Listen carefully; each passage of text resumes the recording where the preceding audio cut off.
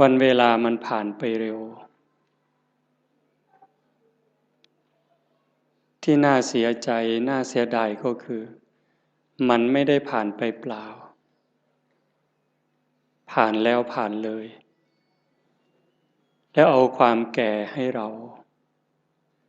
เอาความพลัดพรากให้เราพาความตายใกล้เราเข้ามาเราผู้เป็นสัตว์ที่ยังต้องเวียนว่ายตายเกิด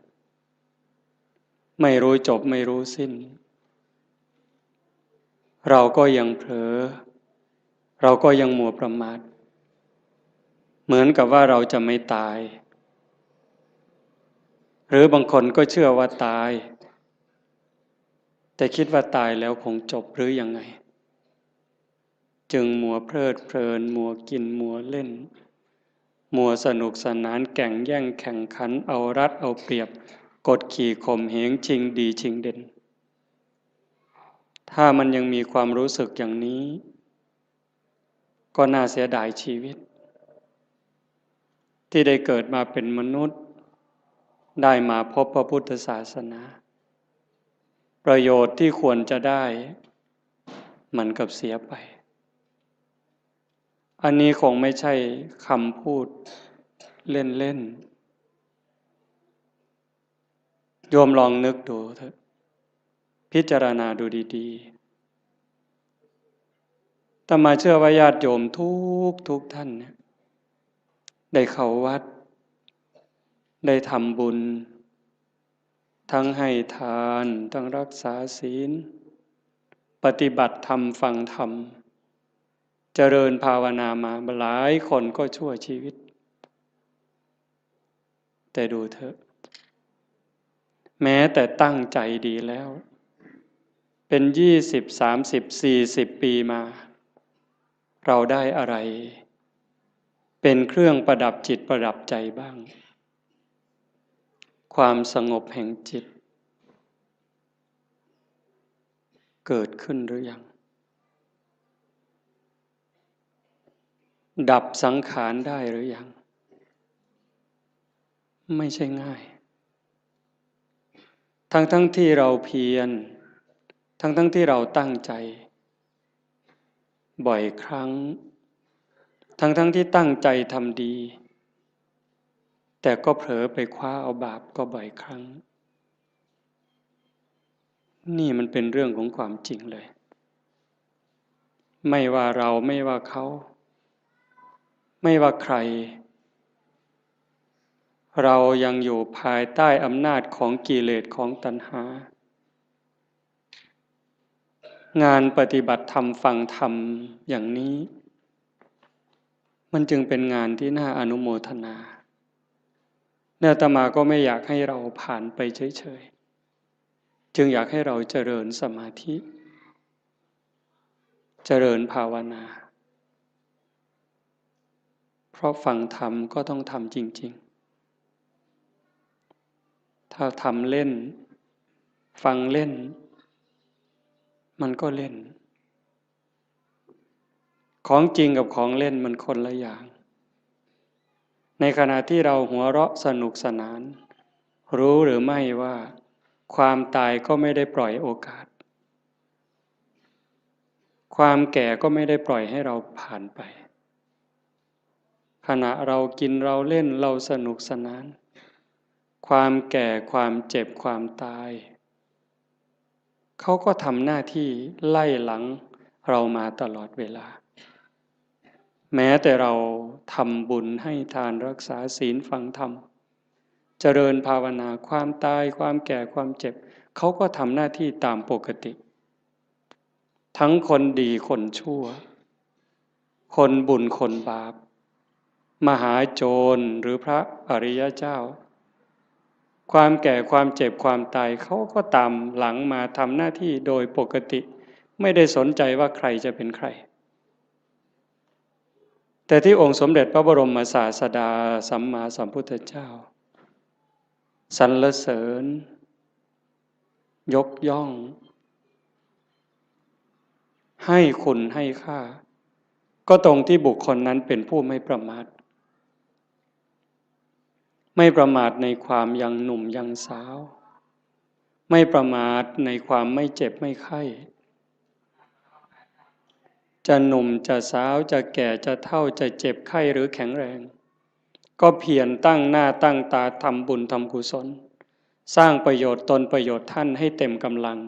บุคคลชนิดนี้แหละที่พระพุทธองค์ยกย่อง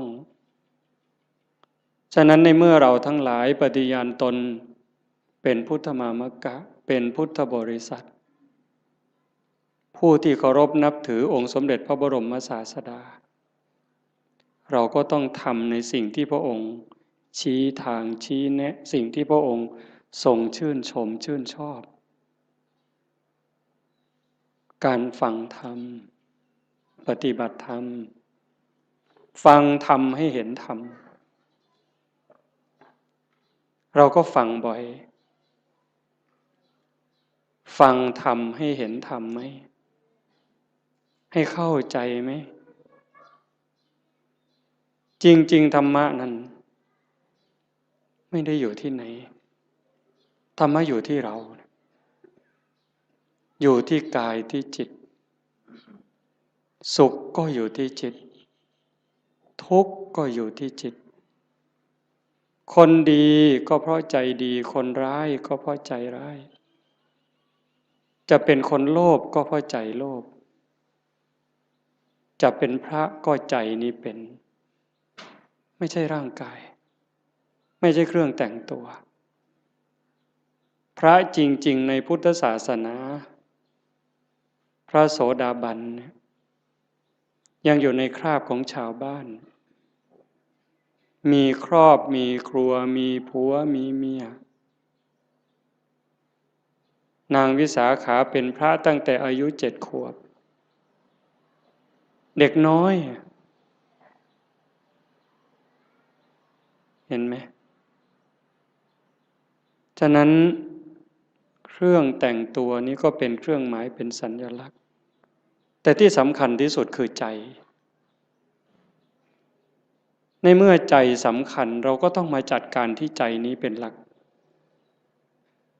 การฟังธรรมที่จะให้มันละเอียดลงไปส่งเสริมบรรยากาศของบุญของกุศลของธรรมถ้าเราได้เพียรนั่งสมาธิกลั่นจิตกลั่นใจพอสมควรมันจะถึงละเอียดจิตนิ่งจิตละเอียดก็จะพิจารณาธรรมให้ละเอียดลงไปจริงๆนั้นโยมลองนึกดูชีวิตเถอะตั้งแต่จำความได้จนวันนี้จะเป็นคนหนุ่มคนสาวก็ตามกลางคนก็ตามจนถึงผู้เฒ่าผู้แก่หัวงอกหัวขาวเนี่ยโยมลองนึกดูว่าในชีวิตเราเนี่ยมันเคยมีความสุขจริงๆบ้างไหมความสุขสงบร่มเย็นในใจความสุขชนิดที่มองไม่เห็นโทษเห็นความผิดความพลาดสุขเพราะไม่เห็นบาปที่เกิดจากคำพูดความคิดการกระทำของเรามีบ้างไหมเราอาจจะมีความสนุกจริงได้กินได้เล่นได้ร้องได้รำได้สนุกสนานเราก็จะเข้าใจว่ามันเป็นความสุขแต่ลึกๆมันมีความรุ่มร้อนเผาลนอยู่ชีวิตชนิดนี้นี่เป็นชีวิตที่ขาดทุนต่อให้มีเงินเป็นหมื่นล้านแสนล้านมีอำนาจล้นฟ้าล้นแผ่นดินมีคนนับถือทั้งโลกแต่ถ้าหากนึกถึงการกระทำของตนเองเมื่อไหร่มีความรู้สึกว่าไม่สบายใจแม้จะมีอำนาจไม่กลัวใครแต่กลัวเขารู้ไม่ได้กลัวเขาจับติดคุกติดตารางหรือเขาจะดูหมิ่นดูแคลนเขาจะเอาไปทำอะไรไม่ได้กลัวตรงนั้นแต่กลัวเขารู้ เท่านั้นความสุขก็หายแล้วแม้จะขู่ด้วยสายตาขู่ด้วยคำพูดคนที่รู้เรื่องของเราก็กลัวจนหำหดแต่ตนเองก็กลัวยมบาลจะรู้อยู่เองชนิดนี้แล้วมันหาความสุขไม่เจอความสุขสงบร่มเย็นจริงๆไม่ได้ตรงกันข้ามต่อให้ยากจนข้นแค้นหูหนวกตาบอดขอทานเลี้ยงชีวิตหากพิจารณาดูแล้วคำพูดความคิดการกระทำของตัวเองนึกถึงทีไรแล้วชื่นใจอิ่มใจภูมิใจสบายใจยิ่งคนรู้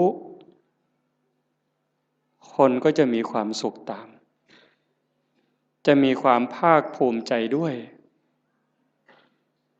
นั่นแหละเป็นความสุขจริง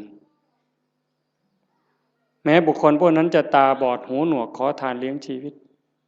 แต่นั่นคือเศรษฐีนั่นคือคนรวยรวยบุญรวยกุศลวันนี้เป็นวันฟังธรรมวันธรรมสวนะญาติโยมอำเภอโพนทรายอำเภอสุวรรณภูมิอำเภอรัตนบุรีบางกลุ่มบางหมู่บ้านได้มารวมกันฟังธรรมที่วัดบ้านโพนทองแห่งนี้แต่มาว่าคนไม่มีบุญเนี่ยก็จะไม่มีโอกาสมาร่วมงานบุญแบบนี้ไม่สนใจไม่ใส่ใจ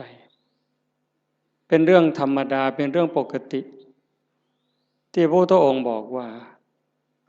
คนทั้งหลายสัตว์ทั้งหลายนี่ที่เกิดมาในโลกนี้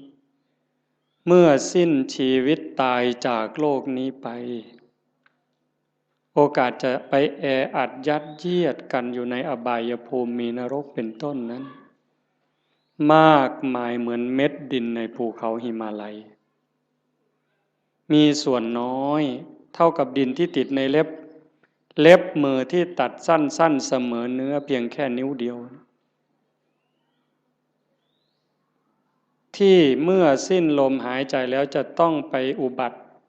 บังเกิดอย่างสุคติโลกสวรรค์มีน้อยนิดเดียวเหมือนกับดินที่ติดในเล็บที่ตัดสั้นๆเสมอเนื้อแต่ส่วนใหญ่จะไปแออัดยัดเยียดกันอยู่ในนรกบ้างเปรตบ้างอสุรกายบ้างสัตว์เดรัจฉานบ้างมากมายเหมือนเม็ดดินในภูเขาหิมาลัยยิ่งเวลาปัจจุบันมันยิ่งเด่นชัดคำสอนของพระพุทธเจ้าเนี่ยถ้าญาติโยมมีโอกาสได้ทำความเข้าใจนึกให้ละเอียดยิ่งเวลานี้นี่เขามีหนังเรื่องพระพุทธเจ้าโยมดูดีๆมีเวลาดูแล้วก็มองกว้างๆอย่าเชื่อทันทีแต่มองกว้างๆมองลึกๆกว้างด้วยลึกด้วยไกลด้วยโยมจะเห็นความสะอาดความบริสุทธิ์หมดจดงดงามความเมตตาอันยิ่งใหญ่ขององค์สมเด็จพระบรมศาสดา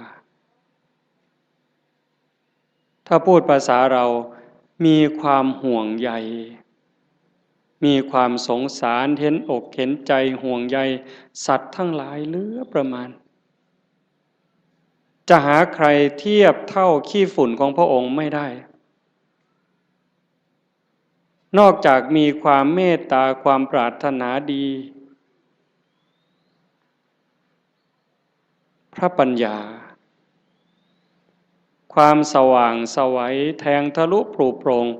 ความลับของจักรวาลความลับของชีวิตได้ชัดเจนไม่มีที่ขาดตกบกพร่องอะไรเลยนี่เจ้าลัทธิศาสดาหลายท่าน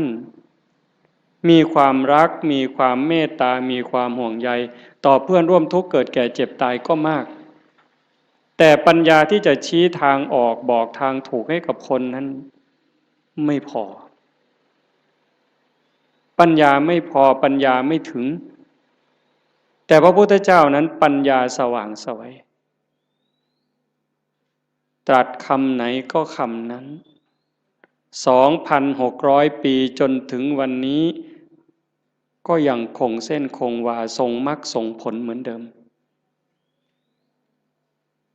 ฉะนั้นเราท่านทั้งหลายโอกาสที่เราได้เกิดมาเป็นมนุษย์ได้มาพบพระพุทธศาสนาแล้วเราจะปล่อยให้วันเวลามันผ่านไปโดยไร้ประโยชน์ได้อย่างไรเพราะเราไม่แน่ใจไม่มั่นใจเลยว่าถ้าเราสิ้นลมลงไปจากชีวิตนี้แล้วเมื่อกายกับจิตแยกทางกันเดินเราจะไปไหนโยมมั่นใจหรือยังวางใจได้หรือยังว่าเราจะไปไหนถ้าโยมถามอาตมาล่ะพระอาจารย์มั่นใจรู้ทางไปหรือยังอาตมารู้ว่าอาตมาไม่ปลอดภัยโอกาสที่จะร่วงลงสู่อบายนั้นมีสูงมากอันนี้พูดเรื่องจริงเลยเนี่ยโอกาสที่อาตมาจะต้องตกนรกนั่นก็สูง100%โอกาสที่จะไปเป็นเปรตไปเกิดอสุรกายไปเกิดเป็นสัตว์เดรัจฉานก็100%นั่นเพราะอะไรเพราะการบ่มจิตบ่มใจนั้นยังไม่ถึงขั้นบางครั้งจิตยังวุ่นวายใจยังสับสนบอกว่าอย่าคิดมันก็ยังคิดเวลานั่งเจริญภาวนาให้อยู่กับลมหายใจมันก็ได้แค่รอบหรือแค่ครั้งเดียวหายใจเข้ายังไม่ได้หายใจออกเลยมันก็คิดเรื่องนู้นหายใจออกยังไม่ได้เข้ามันก็ไปคิดเรื่องนั้นดีบ้างไม่ดีบ้างสารพัดแล้วใครเก่งทีนี้ใจตัวนี้นะสวรรค์ในอกนรกในใจนิพพานไม่ใกล้ไม่ไกลหายใจก็ได้ยินเวลาเราไปร่วมงานศพฟังเทศน์ครูบาอาจารย์ท่านก็จะพูดเสมอจิตเตสังกิริเถทุคติปาติกังขาเมื่อจิตเศร้าหมองแล้วทุคติก็ย่อมเป็นอันหวังนั่นคำว่าเศร้าหมองมันไม่ถึงกับสกปรกเด้โยมฟังดีๆนี่นั่งหลับตาฟังดีๆคิดตามคำว่าเศร้าหมองนี่ยังไม่ถึงกับสกปรกจนน่าเกลียดเด้ถ้วยชามเราล้างอย่างดีใส่ตู้กับข้าว5 วัน10 วันผ่านไปถ้าเราจะใช้ใหม่เนี่ยโยมยังต้องล้าง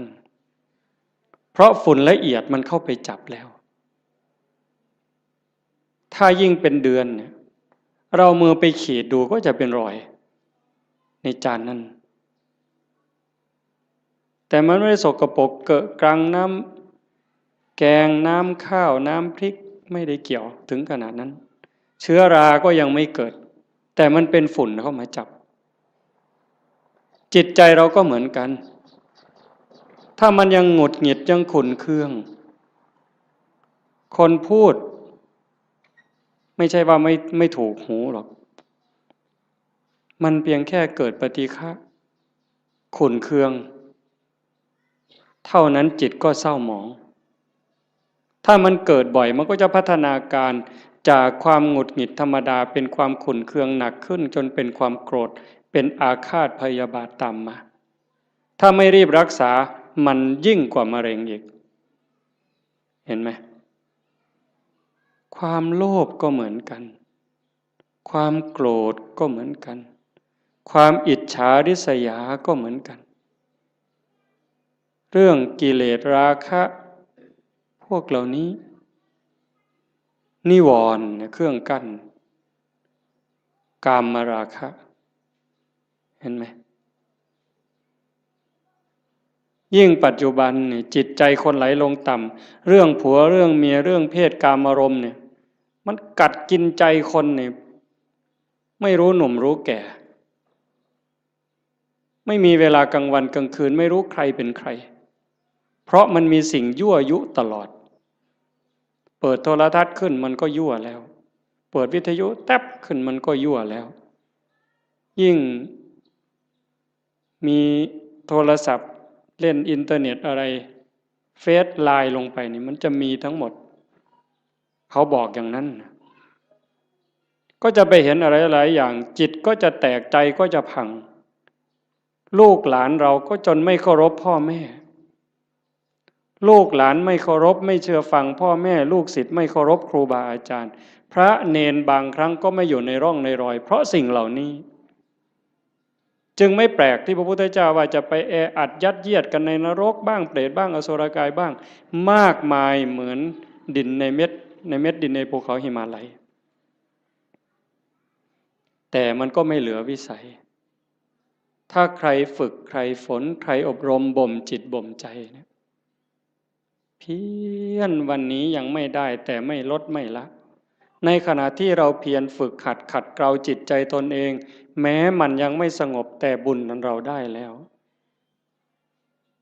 บุญนี่มันเกิดบุญนั้นมันได้ถ้าเราเพียรเราขัดเราเกลาจนกั้นจิตไว้หายใจเข้าก็ชัดเจนหายใจออกก็ชัดเจนช่วงที่เราเห็นลมเข้าชัดเจนลมออกชัดเจนช่วงนั้นกิเลสขาดไปจากใจ1 รอบ2 รอบ3 รอบขยายยืดเวลาให้มันมากขึ้นมากขึ้นมากขึ้นพอเรารู้จักขยายเวลาให้จิตอยู่กับความว่างจากความยึดมั่นหมายแห่งความเป็นตัวตนได้มันจะพัฒนาไปเรื่อยพรากเวทนาเวลาตาเห็นหูได้ยินจมูกได้กลิ่นลิ้นได้รสกายสัมผัสใจนึกคิดแล้วเราไม่ดึงเข้ามาเป็นเจ้าข้าวเจ้าของรู้แล้วก็ปล่อยมันเป็นเรื่องของธรรมชาติกลับมาอยู่กับอารมณ์ขององค์พระกรรมฐานไว้เรื่อยๆถ้าเราทำได้อย่างนี้บ่อยๆนั่นเก่งแล้วแกร่งแล้วถ้าเรารักษาจิตสภาพนี้ไว้ได้ในขณะเป็นอยู่ในขณะเจ็บป่วยหรือขณะใกล้ตายจิตเราก็จะไปอีกทางหนึ่งจิตเตอสังกิริเถสุขติปาติกังขาเมื่อจิตไม่เศร้าหมองแล้วสุขติก็ย่อมเป็นที่หวัง เรื่องนี้มันอาจจะฟังยากไม่สนุกฟังแบบหนึ่งมันไม่สนุกเลยแต่ถ้าคนรักตนเองล่ะถ้าคนที่รักตนเองสงสารตนเองห่วงใยตนเอง ห่วงใยจิตวิญญาณตนเองนี่ฟังเรื่องนี้นี่มันจะสนุกมากมันจะดูดไปเลยฟังแล้วสนุกอยากติดตามอยากทำความเข้าใจ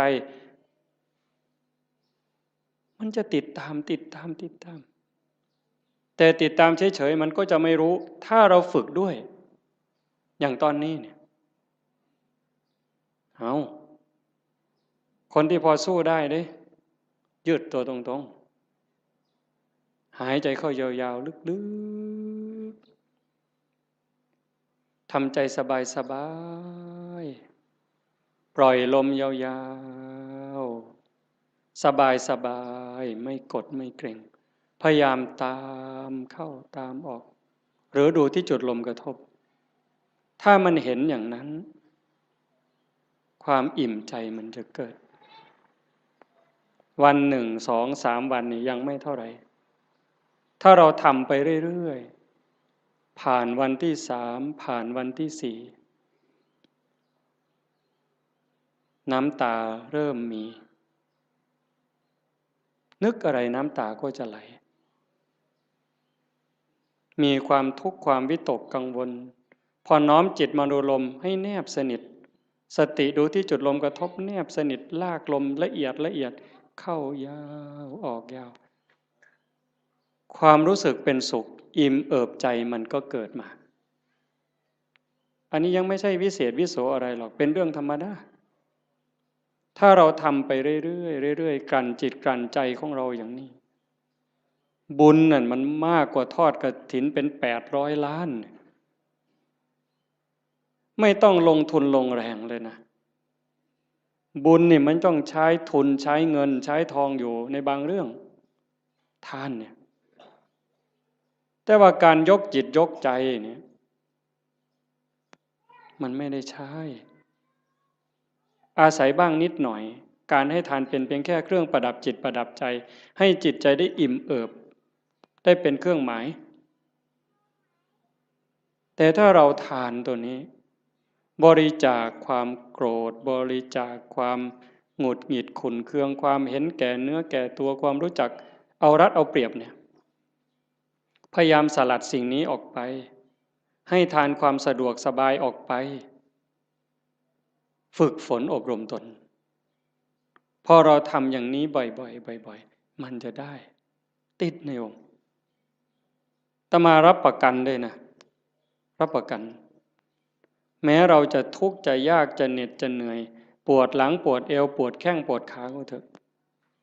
เมื่อเราเพียรทำเข้าทำเข้าทำเข้ามันจะรู้สึกชอบรู้สึกยินดีรู้สึกพอใจแม้บางครั้งที่เราเผลอพอมันทำจนชินบ้างแล้วเวลาเราเผลอมันลักมาอยู่กับลมหายใจความรู้สึกตัวสติสัมปชัญญะลักมาอยู่กับลมหายใจเหมือนกับตอนแรกๆเราฝึกกำลังเดินจงกรมกำลังนั่งสมาธิมันลักไปอยู่กับลูกกับหลานลักไปอยู่กับไร่กับนากับทรัพย์สินสมบัติแบบเดียวกันจิตมันกำลังจะไหลมาทางดีนี่นะเป็นสิ่งที่เราจะได้พึ่งพาอาศัยญาติโยมฟังอีกครั้งสิ่งที่เรากำลังมาทำไม่ว่าจะเป็นการให้ทานก็ตามการรักษาศีลนี่ก็ตามการฟังธรรมเจริญภาวนานี่ก็ตามสิ่งนี้จะเป็นสิ่งที่เราได้พึ่งพาอาศัยชาตินี้ก็ตามชาติหน้าก็ตามชาติต่อไปก็ตามแม้เวลาเจ็บเวลาป่วยเวลาใกล้ตายจะได้อาศัยสิ่งนี้ยิ่งกว่าแก้วแหวนเงินทองแก้วแหวนเงินทองลูกหลานสามีภรรยาจะมีมากมายมียศมีตำแหน่งยิ่งใหญ่ขนาดไหนถึงเวลาเราเจ็บไข้โยมไปดูเถอะอยู่ในหมู่บ้านก็ตามโรงพยาบาลก็ตามถึงคราวเจ็บป่วยหนักเข้าจริงๆเนี่ยคนจะรักเราจะเป็นสามีภรรยาเป็นลูกเป็นหลานเป็นพ่อแม่พี่น้องเพื่อนสนิทมิตรสหายเขาก็ช่วยไม่ได้แบ่งเจ็บไม่ได้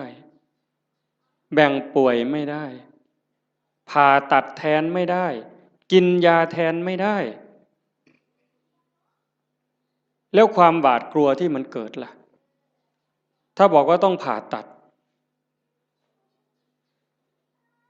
หวาดกลัวไหมกลัวมีดหมอไหมกลัวจะสลบไม่ฟื้นไหมใครแบ่งล่ะพ่อแม่พี่น้องสามีภรรยาเพื่อนพ้อง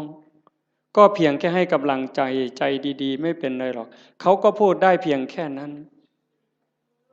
แต่ถ้าถามว่าถ้าเป็นเขาล่ะก็ไม่ได้ต่างจากเราหากเราฝึกจิตฝึกใจให้มันมีความมั่นคงเนี่ยทำจิตให้มันเกิดความมั่นคงมันไม่หวั่นไม่ไหวตรงนี้นี่ได้เปรียบตายก็ไม่ว่าเป็นอย่างนั้นจริงๆไงโยมเวลาที่เราฝึกสติฝึกสมาธิได้เกิดความมั่นคงมันจะไม่กลัว ยิ่งเราทำบุญไปบ่อยๆบ่มบุญบารมีไปเรื่อยๆอันนี้เป็นทุนอยู่แล้วแต่ตัวที่เราฝึกจิตฝึกใจ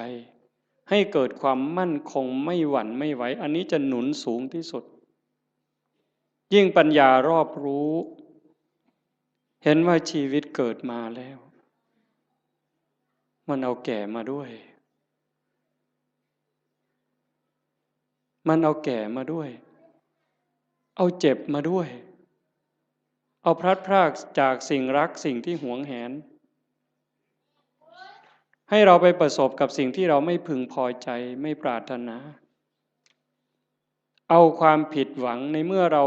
ตั้งใจอยากจะได้อย่างนั้นอยากจะมีอย่างนี้แต่ก็ผิดหวังอยู่เรื่อยพอตั้งใจปั๊บหวังปั๊บก็ผิดหวังเลยโยมก็เจอมาทุกคนเกิดเป็นธรรมดาแก่เป็นธรรมดาเจ็บเป็นธรรมดา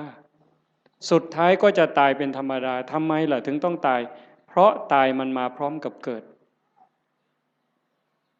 ในเมื่อมันเป็นอย่างนี้เราก็ต้องยอมรับฝึกจิตฝึกใจให้เห็นความจริงอย่างนี้อยู่บ่อยๆเตรียมตัวตายไว้เสมอทุกวันทุกวันมีคนไปกราบถามหลวงปู่พุทธทาสว่าทำอย่างไรชีวิตถึงจะได้ประโยชน์ที่สุดถ้าพูดถึงบุญจะได้บุญมากที่สุดหลวงปู่พุทธทาสบอกว่าให้ทำความรู้สึกเหมือนกับว่าวันนี้เป็นวันสุดท้ายวันนี้เป็นวันสุดท้ายของเราที่อยู่ในโลกพอค่ำลงวันนี้เราจะตายอะไรที่เป็นบุญเป็นกุศลที่ยังไม่ได้ทำให้รีบทำบาปอกุศล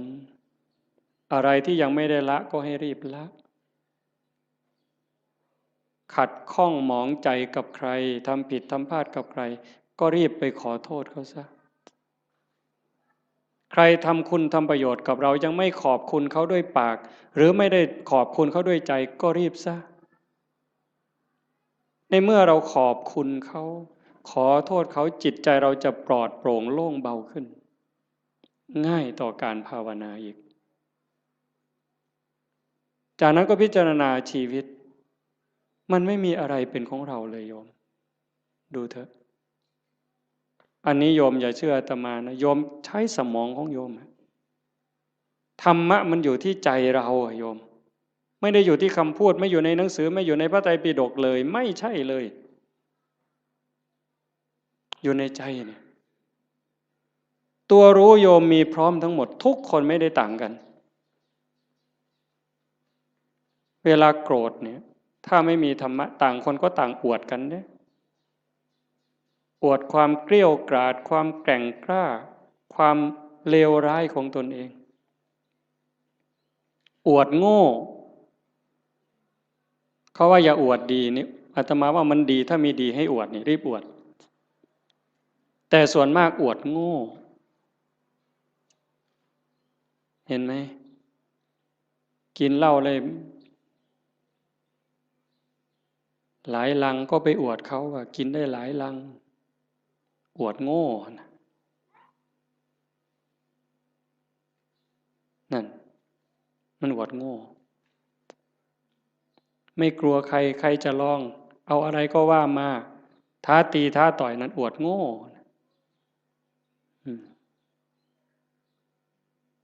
แล้วทำไมว่านั่งสมาธิได้3 วันไม่ขยับเลยมาแข่งกันไหมเนี่ยทำไมไม่มีใครคุยตัวนี้แต่เรื่องกินเหล้าเรื่องเล่นการพนันเรื่องเจ้าชู้ซ้ำซ้อนเรื่องลักเรื่องขโมยเอามาอวดคุยกันโอ้สิ่งที่เอามาอวดมาอ้างกันนั้นถามว่าเป็นบุญไหมไม่มีเลยเป็นประโยชน์ไหมไม่มีเลยแต่เรื่องนั้นทำจริงเด้ทุ่มเทตลอดชีวิตเด้นั่งเล่นไพ่ทั้งคืนนี่ไม่เยี่ยวเลยผุ่นเป็นเก่งแห้งเนี่ยบ่ปวดเงี้ยวเลยแต่นั่งสมาธิ5 นาทีเนี่ยข่อยทิกแล้วทิกอีกแล้วข่อยจะไปแล้วเนี่ยมึงที่หลังมันโงนปานนั้นพวกเราคนเก่งเนี่ย กันบ่ถูกใจมาอย่าจับกูขามันเพิ่นเด้เบิ่นอยู่ดาวบัดเขาโยใส่ถอยหลังจากรถบัดนี้มันบ่จริงหรอก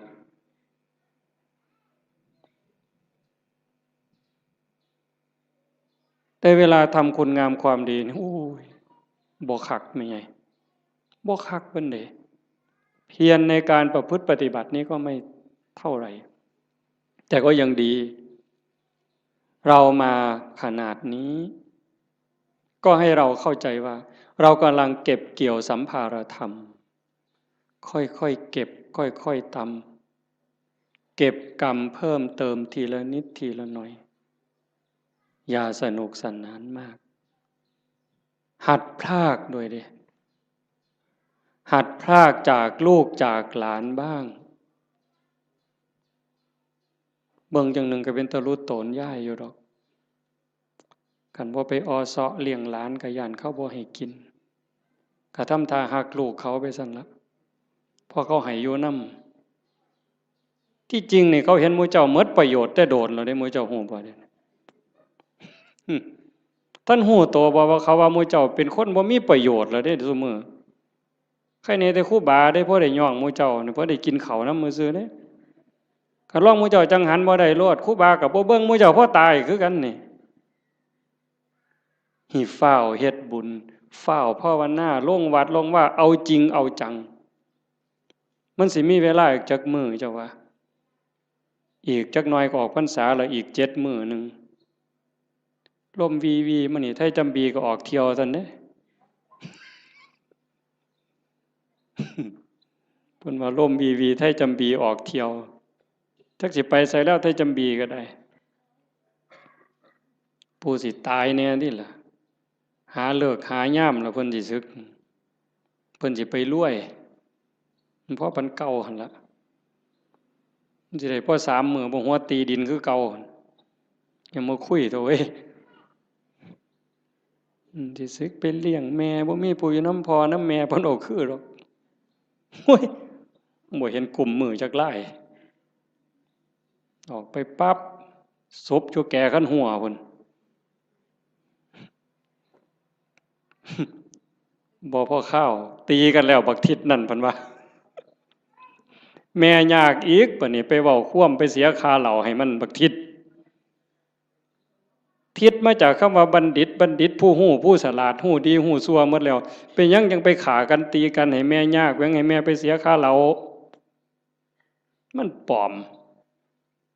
บวชมันจะ3 ศาสตร์พุ่นเนาะครูบาเขียวเจ้าของมันหูดำหูแดงมึงนะเพราะว่าโอกาสที่จะอยู่ในสภาพเช่นนี้เวลาที่จะเก็บเกี่ยวบุญกุศลฝึกตนเองแบบนี้มันไม่มีจะหมดโอ้ว่าแล้วก็เรื่องหนึ่งเด้อยายเด้อจะว่าเรื่องดีก็ดีเด้เรื่องน่าสลดใจก็น่าสลดใจแต่ทุกอย่างมันมีคู่ในความชั่วก็มีความดีในความรู้สึกสลดใจก็มีความภาคภูมิใจอยู่ในนั้นตอนนี้สามเณรทางจังหวัดศรีสะเกษ19 สามเณรในโรงเรียนนี่แหละเพราะมันป่านนั้นนี่ยังเป็นของจริงอย่าไปเฮ็ดเราเด้อปล่อยแล้วกันสุดยอดแล้วล่ะนะ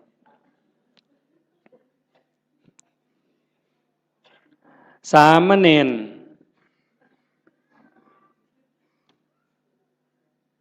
เห็นญาติโยมไปจำศีลเนี่ยฟังดีๆได้เรื่องนี้นะสามเณรเห็นญาติโยมพ่อใหญ่แม่ใหญ่ไปจำศีลวันพระไปอยู่วัดโยมตั้งใจไปปฏิบัตินิมนต์พระพาเดินจงกรมพระกับผ้ายางจงกรมบ่ได้บูจักดอกเฮ็ดเอาโลดพาทำวัดในขน่อยว่าไปโลดมื้อเจ้านั่นว่าไปโลดบ่แม่นแถวร้อยเอ็ดได้บ่เพิ่นศรีสะเกษดอกมาหัวเฮ็ดหยังเด้อนี่ครูบาว่าเฮ็ดเอาโลดทำยังไงหลายปีผ่านมา 3 ปี5 ปีสามเณรน้อยๆนี่มีใจสามเณรน้อยนี่มีใจขออนุญาตไปปฏิบัติธรรมแบบหนักๆเลยตื่นตี 2นอน4 ทุ่มไม่พูดไม่จา19สามเณรเนี่ยไปเพื่อฝึกเดินจงกรมฝึกนั่งสมาธิเพื่อจะมาพาคุณยายทั้งหลายที่ไปจำศีลในแต่ละวัดเนี่ยสามเณรตั้งแก๊งสามเณรเพื่อจะไปสอนญาติโยมปฏิบัติธรรมเนี่ยตรงที่สลดใจก็คือพระสงฆ์องค์ข้าเจ้าไม่ทำหน้าที่ตรงนี้ตรงที่น่าภูมิใจก็คือลูกเนนนี่ตัวเล็กๆ14 ปี15 ปีรักบ้านรักเมืองรักพระพุทธศาสนานึกถึงบุญคุณข้าวน้ำของญาติโยมที่ใส่บาตรให้ปัจจัยไปเรียนหนังสือ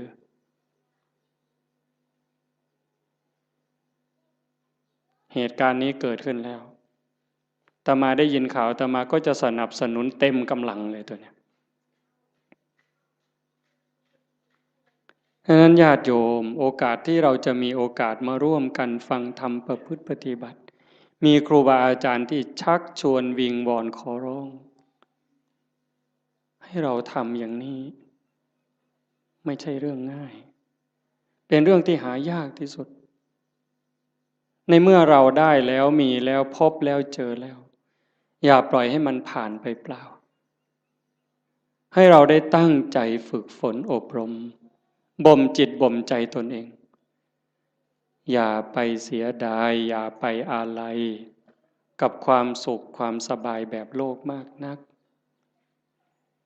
อย่าไปอยากร่ำอยากรวยถ้าจะรวยมันก็รวยแล้วเฮ็ดมาตั้งแต่หัวทอบักแข่งหมดตั้งแต่เป็นบ่าวเป็นสาวก็เฮ็ดมาเต็มกำลังแต่งการแต่งงานมีขอบมีขั้วก็หัวหมุนก้นซุบปากกัดตีนยันบาแบกหลังหนุนคำบ่ได้ยืนขึ้นบ่ได้อยู่ปานนั่นมันก็บ่พออยู่พ่อกินบัดหัวงอกก่อนซ่อนเราสิหวังรวยนี่ห้วยหมู่ข่อยว่าเจ้ากินยาพิษเม็ดแล้วข่อยว่าเนี่ยข่อยว่าเจ้าบ่พบปัวแล้วขันรวยเจ้ารวยแต่เหิงแล้วสิมารวยเอามือนี่มันบ่แม่นแล้วล่ะพี่ภาษาถามล่ะยามใดเท่านั้นสิมาแม่นบ่ยายได้ยินบ่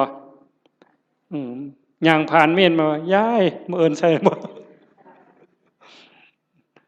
ยายเย็นมาหลายมื้อแล้วตัวบ่ว่าตัวฝ่าวเขามันมีอีหยังเป็นของเฮาเนี่ยก็คิดเบิ่งดี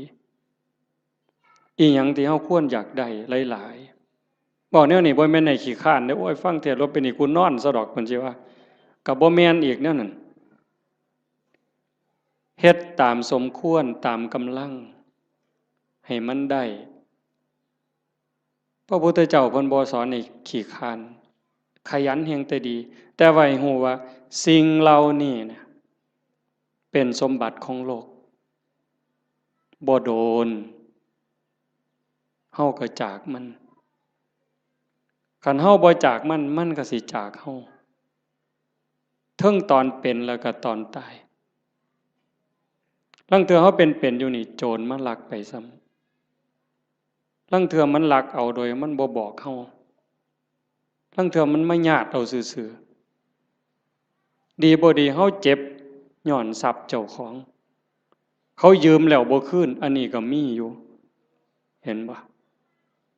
อันนั้นของภายนอกแม้แต่ของภายในที่เฮามีโยมว่ามีหยังเหรอโยมสำบายแน่เอาถามโยมเด้นี่แม่ใหญ่หมู่เจ้าเฒ่าแล้ว70ก็มีแล้วหมู่เจ้าสำบายย้อนมีอีหยังแหน่ลองเว้าให้ฟังเบิ่งมีลูกยากนำลูกบ่คิดเบิ่งดีๆเบิ่งมีลูกนี่ย้อนสำบายนำลูกกับยากนำลูกอีหยังหลายกว่ากัน ตอบแบบถูกต้องเด้เจ้าอย่าหาวเด้อย่ามาบอกเอาใจอาตมาเด้เอาใจเจ้าของมีหลานระวังภูมิใจดีใจกับหลานกับยากน้ำหลานนี่อันใดหลายกว่ากันมีมีหน้าดีใจน้ำหน้าภูมิใจสบายย้อนมีหน้ากับยากน้ำมีหน้าเองยังหลายกว่ากันเอาบอกเนี่ยเขาอยากได้นี่มีรถแล้วนี่ยากน้ำรถกับสบายน้ำรถนี่อันใดหลายกว่ากันจักหน่อยมันก็ว่าน้ำมันหมดน้ำมันเสือเพิ่งหมดน้ำมันเครื่องหมดยางเหียนเบรกบ่ดีไฟบ่ออกแต่บ่ดังตำรวจจับเอาที่ไรเจ้าบ่ต้องบอกไปส้นไปขวมนี่อันนั้นของทั้งนอกสร้างมันตัวนั้นรถเพ่บ่ซ่อมจูดไฟถิ่มก็บ่เดือดร้อนดอกเว้าพื้นเจ้านี่บัดเจ้ามีตานี่เจ้ายากน้ำตาบ่เอา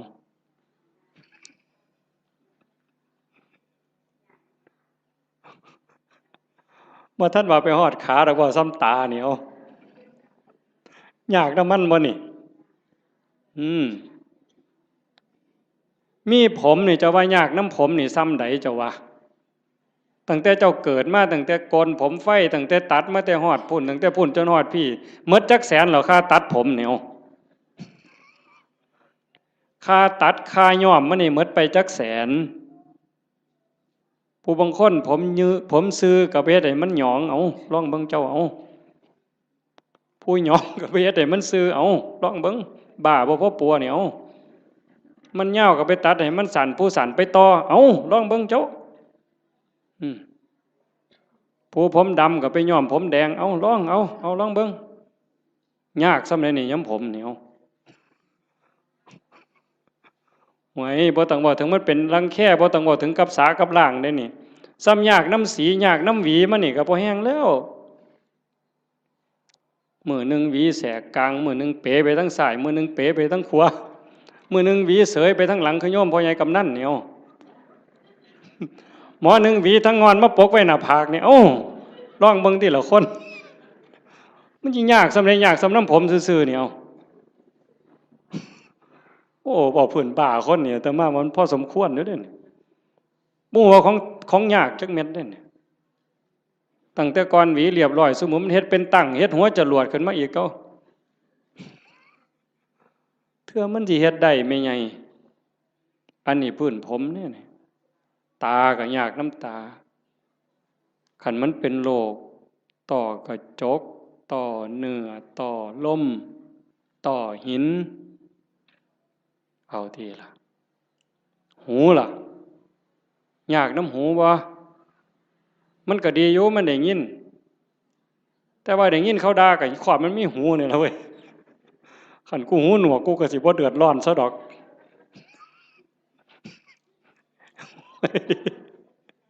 มึงที่ละว่ามันดีบนไหนล่ะพระเจ้าว่าบ่เนี่ยพระพุทธเจ้าเพิ่นสอนกรรมฐานนี่หลวงพ่อเจ้าคณะอำเภอหลวงพ่อเจ้าคณะตำบลเป็นอุปชฌาย์พร้อมบวชเนียนก็ตามเลยเพิ่นให้เฮียนกรรมฐานเกษาผมทั้งหลายโลมาขนทั้งหลายหน้าขาเล็บทั้งหลายตะโจอีหยังทันตาฟันตะโจหนังผมขนเล็บฟันหนังตั้งแต่ขนตาซื่อๆนี่ไม่ไงยากบ่ขนตาเจ้าวะมันก็บ่ได้ยากนะมันปานใดล่ะมันอยู่ซื่อๆบัดมันโลนเข้ามาแท่งเข้าทั้งในนี่เจ้าโอ้ยกูมาคือลังหนหวยคักแต่เนาะบัดนี้เนาะขนตาซื่อๆนี่ได้นี่บ่พอล้มพอตายแต่มันหันหนหวยเนาะ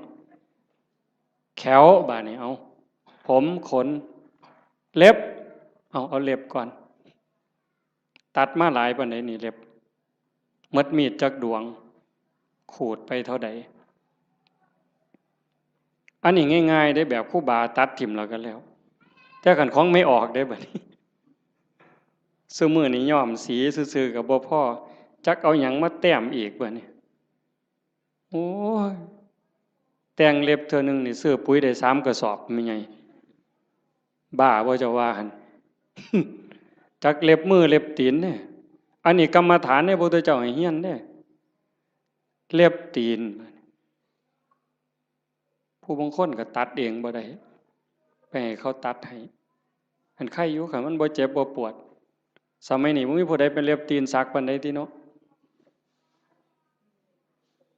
จักสิว่าปวดจักสิว่าคันจักสิว่าเจ็บเหม็นก็เหม็นเว้ยแต่ว่ากิ้มแล้วเพิ่นบ่ถิ่มเด้อล่ะเป็นอยู่บ่ทั้ง101นี่กิ้มเล็บตีนเน่ามาดมนึงโอ้ยข่อยว่าพ่อไปถิ่มหมดซุคนนั่นล่ะเว้ยบ้าใหญ่อยู่เด้นี่คันว่าว่าเจ้าของดีหมดได้ไผก็ได้บัดเบิ่งจังซี่ล่ะมันบ้าคือดีเจ้าทบทวนเจ้าของให้มันคักๆโลดแขวบัดนี้เบิ่งเด็กน้อยซุมื้อมันเอาหยังสัดแขวมันน่ะจักสีหยังตัวสีหยังแปลงแล้วก็บ่พอ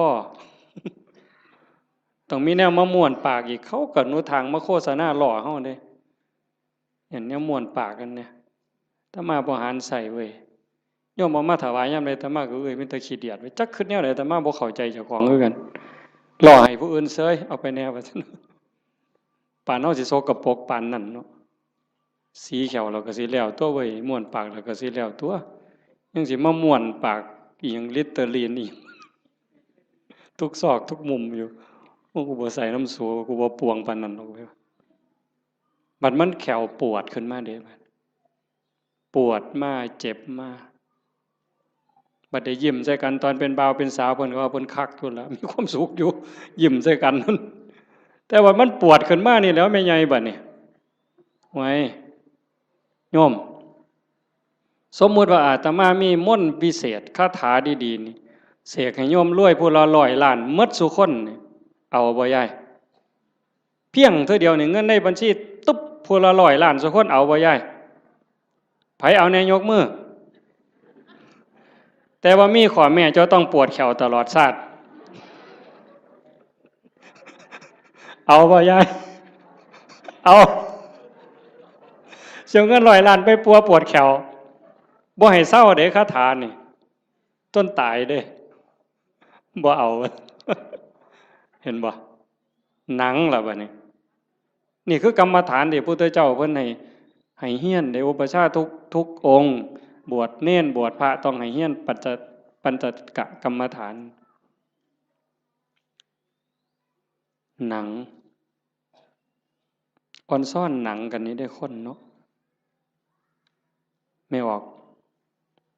คันผู้ใดบุญหลายเพิ่นรักษาศีลไว้ดีให้ท่านรักษาศีลมีเมตตาเกิดมาชาติหลังนั้นเพิ่นสิเป็นคนมีผิวขาวผิวงามผิวเนียนดำก็ดำงามมันเนาะขาวก็ขาวงามผิวเกลี้ยงใสบ่มีฝ้าบ่มีสิวบ่มีกระหนังเต่งตึงเป่งปังว่าซั่นเนาะอันนั้นย้อนบุญเด้อันผู้บางคนบัดนี้ขาวก็ขาวอยู่ดำก็ดำอยู่แต่ว่าเป็นด่างๆจังซี่ก็มีย้อนบาปเด้นั่นย้อนบาปบ่มีศีลแน่ขี้โกรธขี้เคียดแน่อาฆาตจองเวรแน่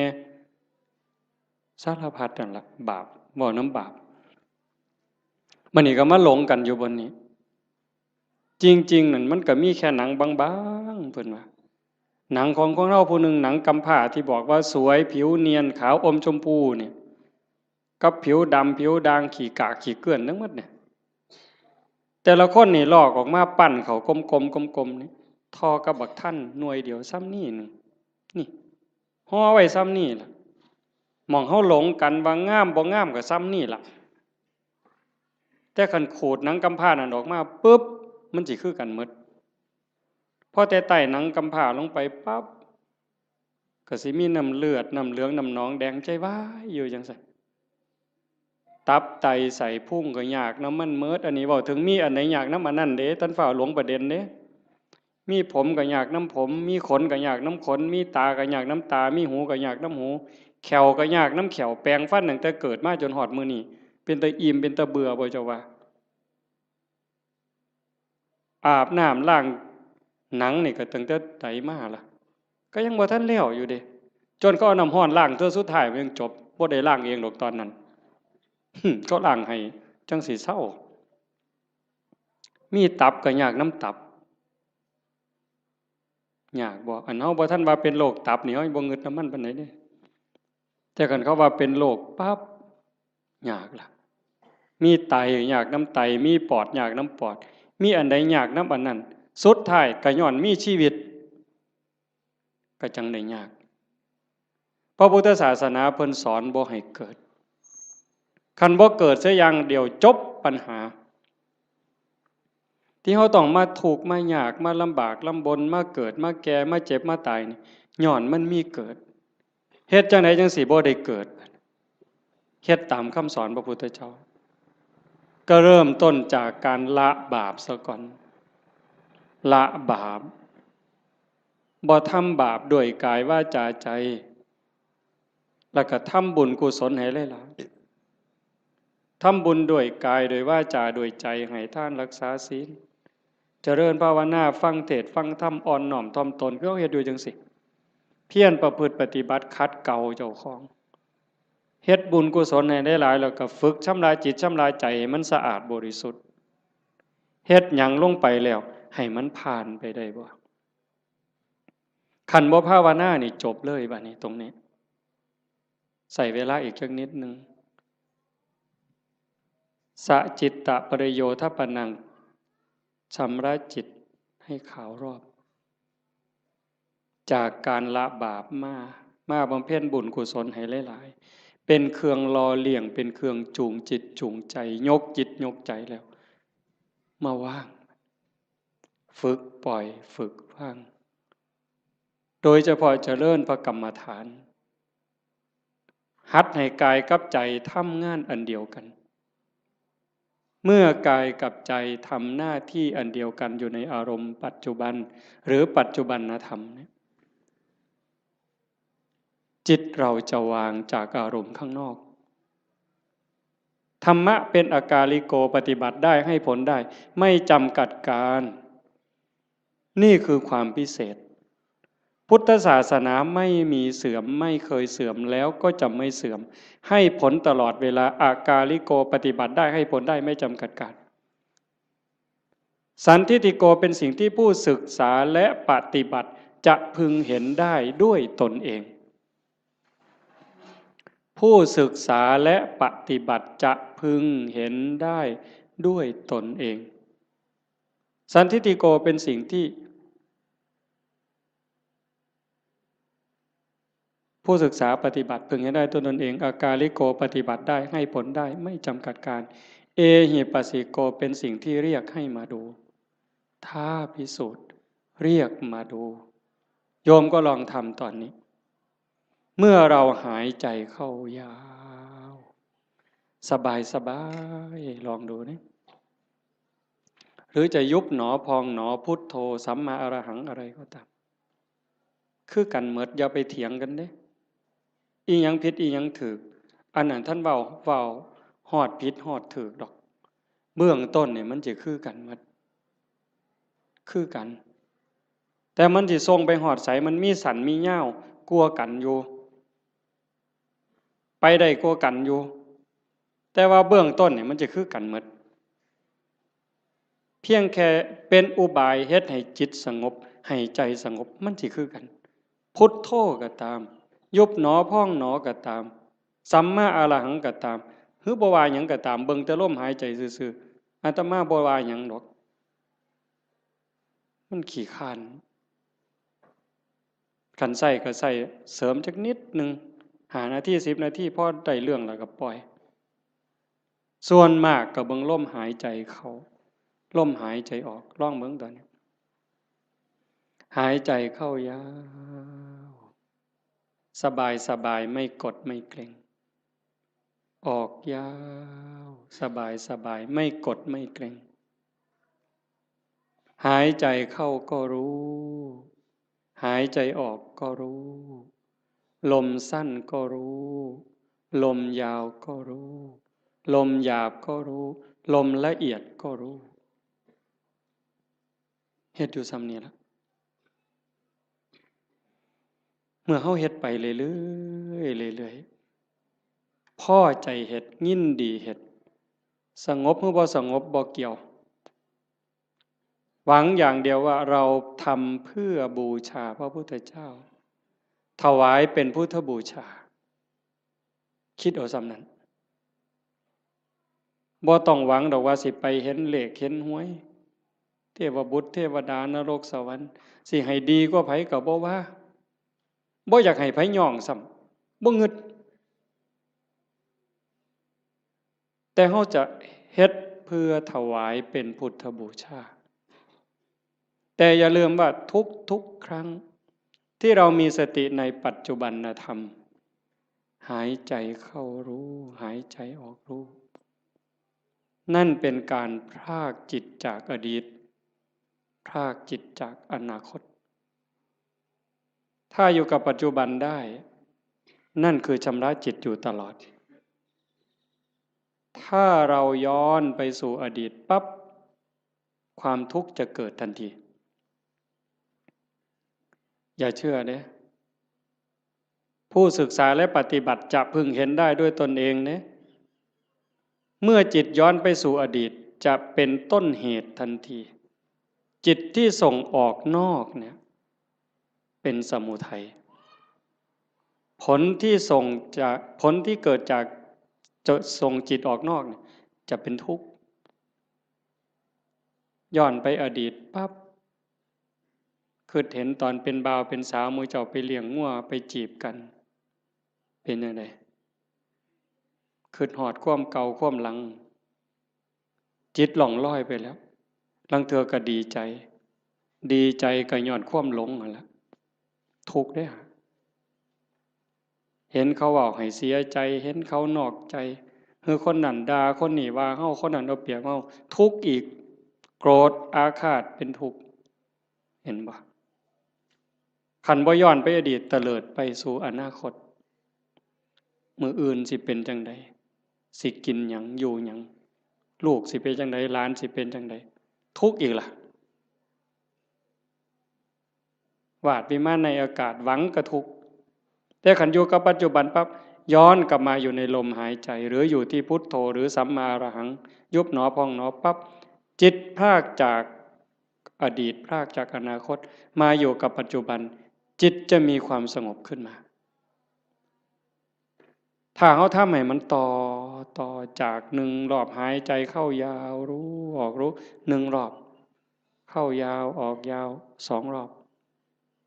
ขันติดต่อกันหนึ่งรอบสองรอบสามรอบสี่รอบเก่งเด้บ่เฮ็ดได้ง่ายปานใดเด้ลองเบิ่งนี่เอายืดตัวตรงๆสบายๆแขนขาบ่ต้องเกร็งหายใจเข้ายาวออกยาวให้มันเห็นหนึ่งรอบถือว่าเก่งแล้วเห็นลมเข้ายาวๆออกยาวๆแบบจิตบ่แป๊บๆบ่ไปทั้งหน้าบ่มาทั้งหลังแต่อยู่กับหม่องจุดลมกระทบหรือสิตามลมไปก็ตามเห็นจังสั่นชัดเจนปั๊บนี่แม่ใหญ่ได้บุญหลายกว่าทอดกฐินเด้อเห็นลมเข้าลมออกรอบเดียวนี่ล่ะหายใจเข้าปั๊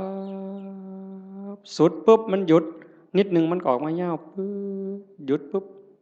ซ้ำนี่ได้หลายกว่าทอดกฐิน1กองขันมันได้2รอบล่ะหลายกว่ากฐิน3กองขันมันได้3รอบหลายกว่ากฐิน5กองเฮ็ดไปเรื่อยๆความมั่นคงความหนักแน่นความมีเหตุมีผลมันจะเกิดขึ้นมาเลยอาตมาเห็นแนวนั้นเด้ความมั่นคงความบ่ย้านบ่หวั่นบ่เกรงคันมันถึกแล้วก็ถึกโลดตรงนี้มันจะเป็นสมบัติซอยเฮายามเจ็บยามไข้ ย่ามผิดหวังย่ามสมหวังมันก็จะไหลไปเรื่อยจากการได้ความสงบความร่มเย็นบางสีบ่หาแต่หลายดอกบ่ท่านเก่งอีหยังดอกทำนั้นแต่มันจะพัฒนาไปมันจะลุ่มลึกไปโดยลำดับลาดเอียงไปโดยลำดับไม่โกรกชันเหมือนภูเขาขาดพระพุทธเจ้าเป็นว่าซั่นเด้ถ้ามาของพระองค์นั้นลุ่มลึกไปโดยลำดับลาดเอียงไปโดยลำดับไม่โกรกชันเหมือนภูเขาขาดมันจะคอยเพิ่มคอยเติมคอยเพิ่มคอยเติม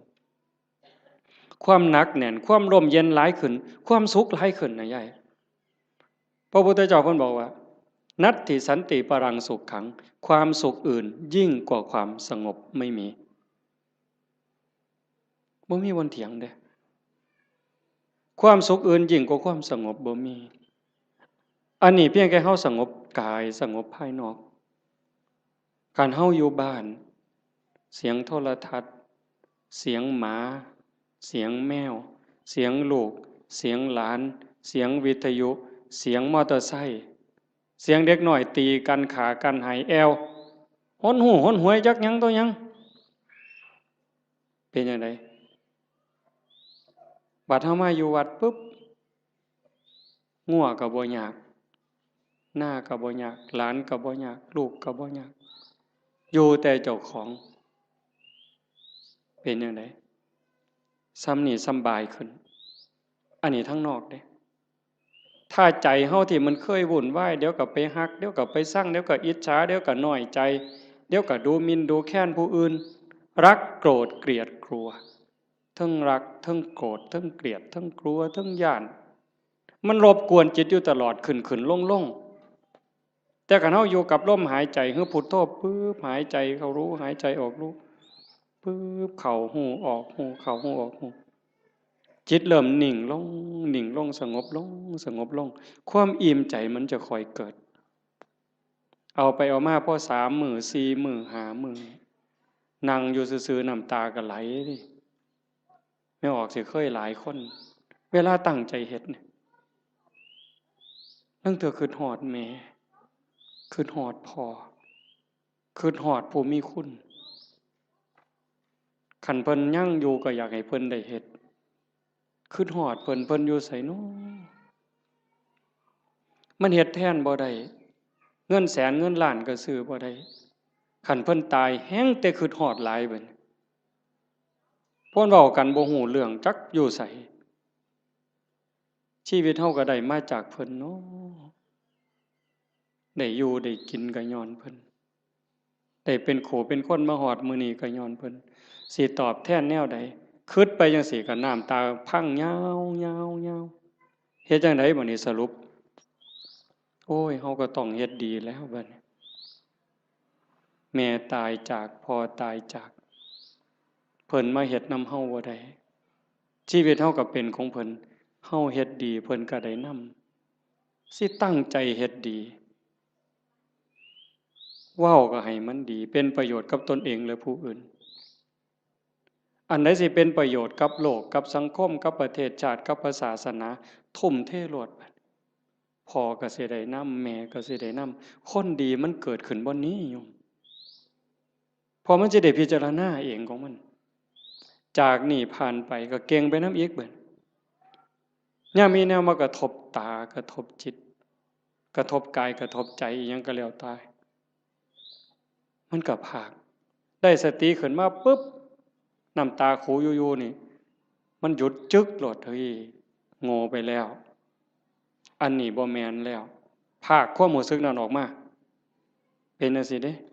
ยกจิตออกมาเลยเป็นผู้เบิ่งโอ้มันเป็นเรื่องธรรมดาตั่วเกิดแก่เจ็บตายเป็นธรรมดามันก็สิสอนอีกเจ้าสิมาเสียใจหยังตอนนี้ตั้งแต่ตอนเพิ่นอยู่นำเจ้าเจ้าคือบ่เฮ็ดดีนำเพิ่นนอกจากผู้ที่ตายไปแล้วผู้ที่ยังได้เจ้าเฮ็ดดีจังไดกับเขาอีกเจ้าสิมาฮ้องไห้คิดฮอดแต่ผู้ตายบัดผู้ยังเจ้าบ่เบิ่งเอาเจ้าสิเสียใจอีกทีหลังบ่นี่มันก็จะสอนมาเองเจ้าของนี่สอนเจ้าของเป็นจังซี่เด้ยายจากนั้นตาเห็นมันหูได้ยินจมูกได้กลิ่นลิ้นได้รสสติมันมาทันปึ๊บ เคยหักมันก็สิตัดจึดออกบ่หักเคยเป็นตาสร้างมันสิตัดจึกบ่สร้างนำบ่หักนำบ่สร้างนำบ่ยินดีนำบ่ยินหายนำมันจะอยู่กับมันอย่างเดียวฮอดกินข้าวกินน้ำแซ่บมันก็บ่แซ่บบ่แซ่บมันก็บ่แม่นบ่แซ่บมันหู้ซื่อๆแล้วก็แล้วด่ากับย่องซ้ำกันบัดเจ้าสิสรรเสริญเจ้าสินินทาสิดูถูกข่อยก็ซ้ำเก่ามันเข้าใจอะนี่คือการยกจิตเด้อโยมบ่แม่นเฮาสิมาเอาบุญซื่อๆเด้ครูบาคือกันเด้บวชเอาบุญน่ะมันเป็นเรื่องเด็กน้อยนี่ไงเว้าหมู่เจ้านำนะซะบัดนี้อันพากันมาวัดมาว่ามาฟังเทศน์ฟังธรรมขี่รถไปฟังเทศน์บ้านนั้นบ้านนี้ไปเพี้ยนบ้านนั้นบ้านนี้ไปทำวัดเช้าวัดเย็นน้ำวัดน้ำครูบาอาจารย์ไปเอาบุญน่ะเด็กน้อยเศร้าเล่นเฮือนน้อยได้บ่เดี๋ยวนี้ฮะเรื่องเอาบุญมันเป็นเรื่องเด็กน้อยซะแล้วแต่ก็จำเป็นเด้เด็กน้อยมันต้องเอาขนมอ้อยเด้เอาไข่เค็มอ้อยเด้เอาบักขามอ้อยก็เอาเด้แต่ว่าเฮาก็ต้องใหญ่ขึ้นมานำจากการไปวัดไปว่าเพื่อเอาบุญให้เป็นการศึกษาเรียนรู้ธรรมพัฒนาเจ้าของยกระดับจิตเจ้าของกายนี่ยกบ่ได้แล้วล่ะนี่แต่สิสุดไปสุดไปสุดไปจักมือก็สิดับถิ่มไปล่ะใจนี่ตัวมันบ่ตายนี่ยกใจให้มันสูงก่อนตายนี่แหมแบบว่าเขาด่าบ่เครียดนี่เฮ็ดง่ายบ่ยายเขารักของบ่เสียดายนี่เฮ็ดง่ายบ่ยากเด้คันเฮาบ่ฝึกมื้อนี้สิไปฝึกมื้อใดบัดจังว่ามาวัดมาว่ามาปฏิบัติคือการมาฝึกเจ้าของยกใจเจ้าของอย่าให้มันไปยินดียินหายอย่ายินดีในเวลากระทบกับอารมณ์ที่น่ายินดีอย่ายินร้ายในอารมณ์ที่น่ายินร้ายมันเฮ็ดบ่ทันใดมื้อนี้ก็เพียรมันฝึกมันฝนมันประพฤติปฏิบัติเฮ็ดเอาคันเฮาเข้าใจแล้วมันจะหูทางเฮ็ดอยู่เด้มื้อเช้าอาตมาบอกโยมวัดโน่นกุลมว่าจากมื้อนี้ไปนี่ให้หาข้อบกพร่องเจ้าของทุกคนหาจุดอ่อนเจ้าของคิดพอปั๊บเขียนใส่กระดาษหน่อยไว้รถนี่เฮามีจุดอ่อนบ่นี้ขี้น้อยใจขี้โกรธหรือมักย่องเจ้าของว่าเจ้าของดีกว่าเขาหลายเห็นให้มันเห็นด้วยใจเข้าใจเจ้าของเบิ่งเจ้าของให้มันคักเห็นจุดอ่อนแล้วก็แก้นั่นล่ะย่อสิดีขึ้นดีขึ้นดีขึ้นดีขึ้นให้หักผู้อื่นสงสารผู้อื่นเห็นใจผู้อื่นให้หลายขึ้นโอ้มันได้ขอคิดหลายอยู่เด้เบิ่งหนังพระพุทธเจ้าโยมเพิ่นเอาไปให้เบิ่งอาตมาก็ได้เบิ่งข้าวนึงเพิ่นคือดีแท้หม้องนี้หม้องประเสริฐหลายสิว่าเครียดให้คนนี่ตั้งแต่เกิดมาเราสิบ่มีจักเม็ดเลยนั่นคือน้ำใจที่เพิ่นฝึกฝนมา20อสงไขยกำไรแสนมหากัปจนลงตัวชาติสุดท้ายนี่ไผสิเฮ็ดหยังก็บ่มีเครียดบ่มีขมบ่มีโกรธบ่มีบ่พอใจบ่มีหงุดหงิดมีแต่เมตตามีแต่เห็นใจโยมก็มีคือกันสภาพจิตนี่แต่มันบ่ทันใหญ่มันบ่ทันเจริญฝึกมันเลี้ยงใจตัวนี้มันใหญ่ขึ้นคันเฮาอยากเป็นคือเพิ่นเด้คันเฮาอยากเป็นคือพระพุทธเจ้าอยากให้พุทธะเกิดขึ้นกับเฮาทุกคนเป็นพุทธะได้เป็นม่านได้ไม่ใหญ่ก็เป็นม่านได้เป็นม่านเจ้าของเป็นพุทธะก็ได้เจ้าสิเลี้ยงหยังในใจเจ้าให้มันใหญ่ให้อภัยให้ไวที่สุดเมื่อวานนี่อาตมา ตั้งแต่วันที่12เมิดวัดยึดโทรศัพท์ปิดเข้ากล่องเก็บเข้าห้องใหญ่ปิดประตูล็อกกุญแจเลยแต่อาตมาย่านบ่แน่นอนก็เลยเอามาโทรตอนแรงๆโทรถามโยมคันนี่ว่าเป็นอีหยังเฮ็ดจังไดกันแน่มันนี่มันโยมทางกรุงเทพโทรมาคุยกันเพิ่นก็ว่ามีเรื่องบางอย่างที่บ่พอใจกันอาตมาก็เลยว่าคันท่าคิดว่าเป็นลูกศิษย์พระพุทธเจ้าก็อย่าเครียดคันให้อภัยเป็นลูกศิษย์พระพุทธเจ้าถ้าผูกโกรธเป็นลูกศิษย์พญามารโว้ยบ่เอาแล้วแนวนี้เว้ยว่าโยมลงเป็นลูกศิษย์พระพุทธเจ้าเพิ่นว่าเอ้าเจ้าเป็นลูกศิษย์พระพุทธเจ้าเจ้าก็อย่าไปเครียดติล่ะเศร้าเครียดติล่ะบ่แม่นผู้ใดให้เจ้าเป็นได้เจ้าเป็นเองแน่นั่นว่าโอ้ยถ้าอย่างนั้นโยมไม่โกรธแล้วเพิ่นว่าถ้าโกรธถ้าแค้นถ้าอาฆาตก็เป็นลูกศิษย์พระเทวทัตหลุดแล้วเจ้าเอาวะล่ะเลยพระเทวทัตไปฮอดลูกศิษย์พญามารพุ่นแต่ขันหูจักให้อภัยผู้อื่นสงสารเมตตาผู้อื่นให้โอกาสผู้อื่นเป็นลูกศิษย์พระพุทธเจ้าพุทธังสรณังคัจฉามิเพิ่นว่าเด้ไม่ไงว่าอยู่บ่พุทธังสรณังคัจฉามิเพิ่นว่าเด้ธัมมังสรณังคัจฉามิสังฆังสรณังคัจฉามิทุติยัมปิแม้ครั้งที่2ตติยัมปิแม้ครั้งที่3ข้าพระพุทธเจ้าถือเอาพระพุทธเจ้าถือเอาพระธรรมถือเอาพระสงฆ์เป็นที่พึ่งเป็นที่ระลึกถึงจะปฏิบัติตามพระพุทธพระธรรมพระสงฆ์บุญเพิ่นเว้าแต่บัดเครียดให้หมู่นั่นหน้างอลองค่องเว้ยตัวพระพุทธเจ้าผลมานี่เจ้าโอ้ยจะไปไว้ไสบาปบัดนี้ตัวหลวงพ่อเจ้าคณะอำเภอกับบาปอยู่มันก็บ่ปานตัวพระพุทธเจ้าเด้อตัวครั้งที่1ยังบ่พอได้แม้ครั้งที่2เพิ่นยังว่ายืนยันอีกจังได๋นี่ทุติยัมปิแม้ครั้งที่2ตติยัมปิแม้ครั้งที่3ยังเครียดให้หมู่อยู่เบิ่งที่ละกิเลสมันบ่ปล่อยเจ้าง่ายๆได้แม่ใหญ่คันเจ้าบ่ตั้งอกตั้งใจนี่บ่ทันเด้เบิ่งเจ้าของให้คักเด้อสิสรุปแล้วเด้เบิ่งเจ้าของให้ดีๆทบทวนตั้งแต่เฮาเข้าวัดมาจนฮอดมื้อนี้เฮาดีขึ้นกว่าเก่าบ่เฮ้ยยายตัดสินด้วยความเป็นธรรมเด้เจ้าของนั่นล่ะฮู้เองตัดสินเจ้าของว่าดีขึ้นกว่าเก่าบ่ความโลภกูลดลงบ่น้อเวลาไปจำศีลนุ่งผ้าขาวอยู่วัดคันวัดใดเพิ่นให้ตักอาหารบนโต๊ะกูไปก่อนนี่กูเอาขึ้นฮอดผู้ทั้งหลังบ่น้อนี่เบิ่งเป็นแนวใดยังไปสุดโต๊ะยังถอยมาอีก3ก้าวเทมือมาข้างหลังหยุมขนมมวมอีกเทื่อนึงบ่ซ้อมเด้นี่ครูบาก็คือกันเด้กันว่านั่งสมาธิว่าซั่นหมู่พานั่งสมาธิอยู่ศาลาเพิ่นผ่อนไปดอกเดินจงกรมไปทั้งกุดพุ่น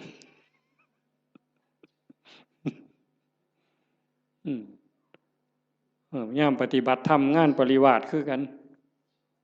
ยามหมู่เดินจงกรมเป็นแถวเพิ่นก็ไปดอกทำท่าไปห้องน้ำฉลาดแต่ได้กิเลสผู้ใดสอนมันเจ้าวะมันหูจักเอาโตรอดคอรอแค่แลแก้โตนี่ไว้ปานเกียร์จักผู้ใดสอนมันปานนั่นได้มันนี่ให้กว่าน้ำยังวะ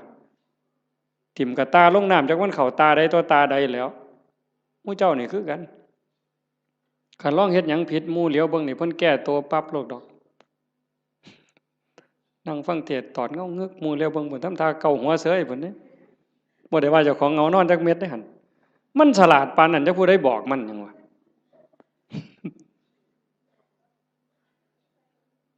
เดินจงกรมงอกไปทางกดเพิ่นปั๊บหมุนปึ๊บทำท่านั่งในพี่ดอกไว้บ่ไปนั่งน้ำหมู่ดอกหลายเพิ่นว่าเท่านั้นก็โกนเพิ่นว่าเท่านั้นก็ตดเพิ่นว่าเอ้านั่งกดผู้เดียวพี่ดอกเพิ่นว่านั่งคัดตมาดได้ปึ๊บพุทโธพุทโธสมควรแก่เวลาปักฉลาดมึงที่ล่ะมัน เจ้าสิรอดมันซั่นบ่มันต้องอยู่นำหมู่เอาจริงเอาจังนำครูบาอาจารย์ตายเป็นตายเอาเพิ่นบ่ตายกูก็บ่ตายปานนั้นตัวเทื่อมันสิเป็นขู่เป็นคนนี่แม่ใหญ่ตามใจเจ้าของนี่พังหมดหลวงปู่บุญเสริมนี่เรามาอยู่นำหลายปีตามใจตัวชั่วระยำเราบ่ว่าธรรมดาเด้ตามใจตัวชั่วระยำแม่นความเพิ่นอาตมาบ่เถียงอาตมานี่ล่ะผู้หนึ่งยิ่งว่าเจ้าของเป็นอาจารย์นี่โหยมือบ่อยากลุกนี่หาว่าเจ้าของเมื่อยพุ่นเด้โอ้ยเฮาเมื่อยเว้ยเพิ่นว่าจะคิดเรื่องหยังต่อเรื่องหยังเรื่องบ้านเรื่องคนแน่ผู้นั้นก็มาถามผู้นี้ก็มาถามบ่ได้พักบ่ได้พรเพิ่นว่ามื้อคืนมาดึกเพิ่นว่าเด้อันลูกวัดบ่ลูกนี่นอนตายนอนกินวัดกินว่าพุ่นเพิ่นว่าคือผู้อื่นนี่เอาให้ตายรถเจ้าของนี่โอ้ยขออ้างสารพัดวางต้นปีนี่เขายังว่าสิตายแฮงแต่ได้ทามันกิเลสบัดนี้บ่ต้องลุกดอกเขาว่าเจ้าบ่สบายเขาฮู้หมดวัดละโว้ยบัดเฮ็ดแนวอื่นบัดนี้นะบ่เป็นเรื่องเป็นราวบ่ได้คิดว่าเจ้าของโซ่จักเม็ดบัดนี้เป็นแนวนั้นเด้ทั้งนั้นต้องทบทวนเบิ่งเจ้าของตั้งแต่มือหูจักความมามือเขาวัดเขาว่ามาจนหอดมือนี่ความโลภลดลงบ่ความอิจฉาหมู่นี่ลดลงบ่ความเข้าใจในขออัดขอธรรมมันเพิ่มขึ้นบ่ง่ายเด้อโยมเด้ออันนี้กิเลสมันก็ฉลาดอีกเด้เวลาครูบาอาจารย์ถามปัญหาถามนั่นถามนี่มันสิทำท่ายืดไว้ดอกคันเพิ่นถามเป็นจังไดยายขอนั้นเจ้าว่าจังไดเพิ่นสิหลับตาปั๊บโลดเที่ยงทีลี่ อย่ามายุ่งเด้อข้อยกำลังนั่งสมาธิเพราะว่าเพิ่นย้านเพิ่นตึกถามย้านจากอายหมู่มึงดิล่ะมันนี่ก็คือม่านย่าถ้าเฮาปฏิบัติธรรมบ่เห็นม่านย่าเจ้าของนี่จบแม่ใหญ่เจ้าอย่าคุยข้อยบอกเลยว่าเจ้าอย่าคุย สมเจ้าจะว่าแต่พระครูเด้อเว้ยฮอดสมเด็จเจ้าคุณสมเด็จว่าไปโลดคันเจ้าบ่เห็นม่านยาเจ้าของบ่เห็นเล่ห์เหลี่ยมในใจเจ้าของนี่มันว่ามันตัวผู้อื่นที่แท้มันตัวเจ้าของเล่ห์เหลี่ยมตรงนี้น่ะต้องเห็นตัวนี้เห็นจิตในจิตตรงนี้เจ้าจังสิเข้าใจธรรมะเจ้าจังสิเห็นหน้ากิเลสคันเจ้าบ่ทันเห็นจิตในจิตบ่ทันเห็นตรงนี้เอ้ยต้อยเจ้าหอพุ่นต้อยหออีหลีโยมให้เจ้าหอสำนกนี่ไปโลดเว้ยให้เจ้าหอสำนกเรียกนี่จะว่าแต่3 โต6 โตให้เจ้าบอกมาโลดถูกทุกงวดก็สร้างเจ้าบ่ม่มนรกดอกไปบ่รอดเจ้าพัฒนาจิตเจ้าบ่ได้แน่ๆเจ้าว่าได้ใหญ่ทั้งสัญญาติโยมต้องฝึกการละบาปการทำบุญการทำดีแล้วก็ต้องละเฮ็ดหยังทำหยังพยายามว่างยิ่งเฮาทำบุญบ่ต้องเอาหยังอย่าเอาแม้แต่คำย่องคันเฮ็ดได้ตรงนี้สิใกล้พระพุทธเจ้าได้นี่บ่ง่ายเด้คันเฮาไปบ่ใกล้พระพุทธเจ้านรกมันเอิ้นเฮาอยู่ทอดกฐิน8 ล้านกองนรกมันก็เอิ้นเจ้าอยู่เนี่ยรักษาศีลจนตายมันก็เอิ้นเจ้าลงนรกอยู่นี่เอานั่งสมาธิจนหอได้จนหายโตมันก็เอิ้นเจ้าลงนรกได้คือเก่าแต่คันเจ้าเห็นจิตในจิตเข้าใจเจ้าของหูจักละหูจักว่างเห็นกับกิเลสมันกระซิบเจ้าหูจักหนามันแล้วก็ยันหน้าผากมันออกนั่นเจ้าสิเข้าใจแล้วก็ฝึกละฝึกว่างตัวนี้คือบ่ให้ปุ๋ยมันเลยบ่ให้อัตตาบ่ให้ตัวตนบ่ให้ม่านมันได้ช่องจังสั่นเฮาเฮ็ดหยังทำทานทำหยังบ่ต้องมีสื่อมีเสียงดีที่สุดตัวนี้มันสิยกเจ้าขึ้นไปสู่อริยมรรคไปเลยสู่อริยมรรคอริยผลแต่ขันยังยากน้ำซื่อน้ำเสียงอยู่นี่ว้ายว่าออกบุญกฐินเด้อว่าตามสมควรหรือตามกำลังก็แล้วแต่ออกมาออกแล้วไปนั่งอยู่เฮือนเงี่ยงหูหน่อยฟังย่ำไหนกำนันสิอ่านสื่อกูหนอตอนกำนันอ่านสื่อเจ้าของล่ะไปฆ่าอาบน้ำบ่ได้ยิน ออกมาแต่อาบน้ำโอ้เศร้าอ่านอีก2 คนหมดเว้ยบ่มีชื่อกูว่ะไทไหนมาฮอดกำนั้นคือบ่อ่านให้ข่อยแน่ล่ะเพิ่นว่าตายเด้นั่นน่ะขาดทุนโยมสุบินนี่ไปออกวิทยุคือกันแล้วคือบ่มีชื่อข่อยแน่ล่ะยายเพิ่นสิว่าจักมื้อนึงบ่ได้โยมขาดทุนตอนนั้นเด้อตอนนั้นขาดทุนเฮ็ดแล้วก็ปล่อยไว้ลองเบิ่งเพิ่นสิอ่านก็เรื่องของเพิ่นบ่อ่านก็เรื่องของเพิ่นแต่กิเลสมันก็มักย่องเด้นี่คันได้ถูกอ่านชื่อจักหน่อยแล้วโอ้ยหน้าใครอึ้งลึงขึ้นโลดเข้าเฮือนก็บ่ได้มันคาประตูมันใหญ่หลายอืมฝึกใหม่ใหม่ๆมันก็สิเป็นเสียดายอยู่ดอกคันเพิ่นย่องแล้วทรงมีแรงแต่คันดูเขาเฮ็ดแล้วก็แล้วไปเฮ็ดแล้วก็แล้วไปหน่อยก็ตามหลายก็ตามเฮ็ดด้วยใจด้วยความศรัทธาจริงๆอุบายของการให้ท่านเป็นอุบายเอาชนะความเห็นแก่ตัวเอาชนะความขี้ทีเท่านั้นเด้เรื่องสวรรค์น่ะเป็นแนวล่อซื่อๆเด้พุทธศาสนาแท้ๆนั่นการให้ท่านเป็นอุบายเอาชนะความขี้ทีเอาชนะความเห็นแก่ตัวคันเฮาสละได้นั่นมันเป็นจาคะคันเฮาอยากได้ซื่อๆอยากให้เขาย่องอยากมีซื่อติดน้ำนั่นน้ำนี่อันนั้นมันเพียงแค่ให้ทานยายเฮ็ดนั่นเฮ็ดนี่อยากให้เพิ่นย่องอยากให้เพิ่นประกาศติดซื่อไว้ให้คนได้ฮู้ได้เห็นมันก็ดีระดับหนึ่งแต่มันเพียงแค่ให้ทานมันบ่ทันฮอดจาคะจาคะนี่สลัดออกบ่เอามาได้เอาออกเอาไปแล้วอย่ามาเฮ็ดหยังบ่เอาแม้กระทั่งคำย่องคำย่อนั่นมันสิได้เป่านิพพานเป็นของให้เปล่าบ่ได้ซื้อเพราะสลึงอันนี้เว้าน้ำก้นหลวงปู่เด้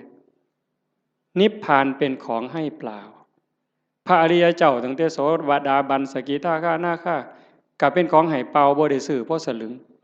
แต่อาศัยการฝึกการฝนการบ่มจิตบ่มใจจังซั่นให้ฝึกมันบ่ทันล่ะยายเคยมีคนไปถามพระพุทธเจ้านี่แล้วว่าแก่แล้วเฒ่าแล้ว120 ปีบ่2เฒ่าอันเคยได้ยินตัว2เฒ่าน่ะ120 ปีหัวสั่นงอกไปกราบพระพุทธเจ้าโอ้ยแตะกี้มั่วประมาทหลายว่าซั่นตอนนี้เฒ่าแล้วจักสิตายมื้อใดเฮ็ดจังไดจังสิได้บุญหลายว่าซั่นมันจังสิได้ทัน120 ปีเนาะมันสิเลยจักมื้อเจ้าว่าบ่ทันได้เฮ็ดบุญจักหน่อยหรือเฮ็ดจังไดมันยังสิทันมันยังสิได้หลายที่สุดพระพุทธเจ้าว่านั่งอยู่ซื่อๆบ่ต้องไปเฮ็ดหยังดอกคันจะไปทอดกฐินทอดผ้าป่าก็บ่ทันหมู่ดอกเธอจะไปหาผ้ากฐินนั่นตายซ้ำบ่ได้ทอดดอกสิไปหุงข้าวใส่บาตรที่บ่ดีดังไฟบ่ทันแล้วตายแล้วเจ้านั่งเบิ่งลมหายใจหันไปหายใจเข้าหายใจออกเข้าก็ปล่อยออกก็ปล่อยบ่มีผู้ใดเสียดายนี่คือปล่อยว่างจาคะผู้ใดเสียดายลมหายใจเข้านี่แม่นไงโอ้ยสิมันกูเสียดายได้หายใจเข้ากูบ่ออกหัวมันดอกเอาซะแม่กันเสียดายอะไรหายใจเข้ามีแต่เอาอย่างเดียวหายใจเข้าเลยเจ้าบ่ต้องให้มันออกมาดอกเสียดายมันเอาเลยอนุญาตเดี๋ยวเจ้าสิฮู้ว่ามันสิเป็นหยังหายใจเข้ามันก็ต้องออกมาแล้วก็ต้องเข้าคือกันแต่บ่มีผู้ใดเสียดายบ่ติดยึดบ่ผูกยึดบ่ถือมั่นในลมหายใจเข้าหายใจออกการเป็นการอยู่ในชีวิตประจำวันก็คือ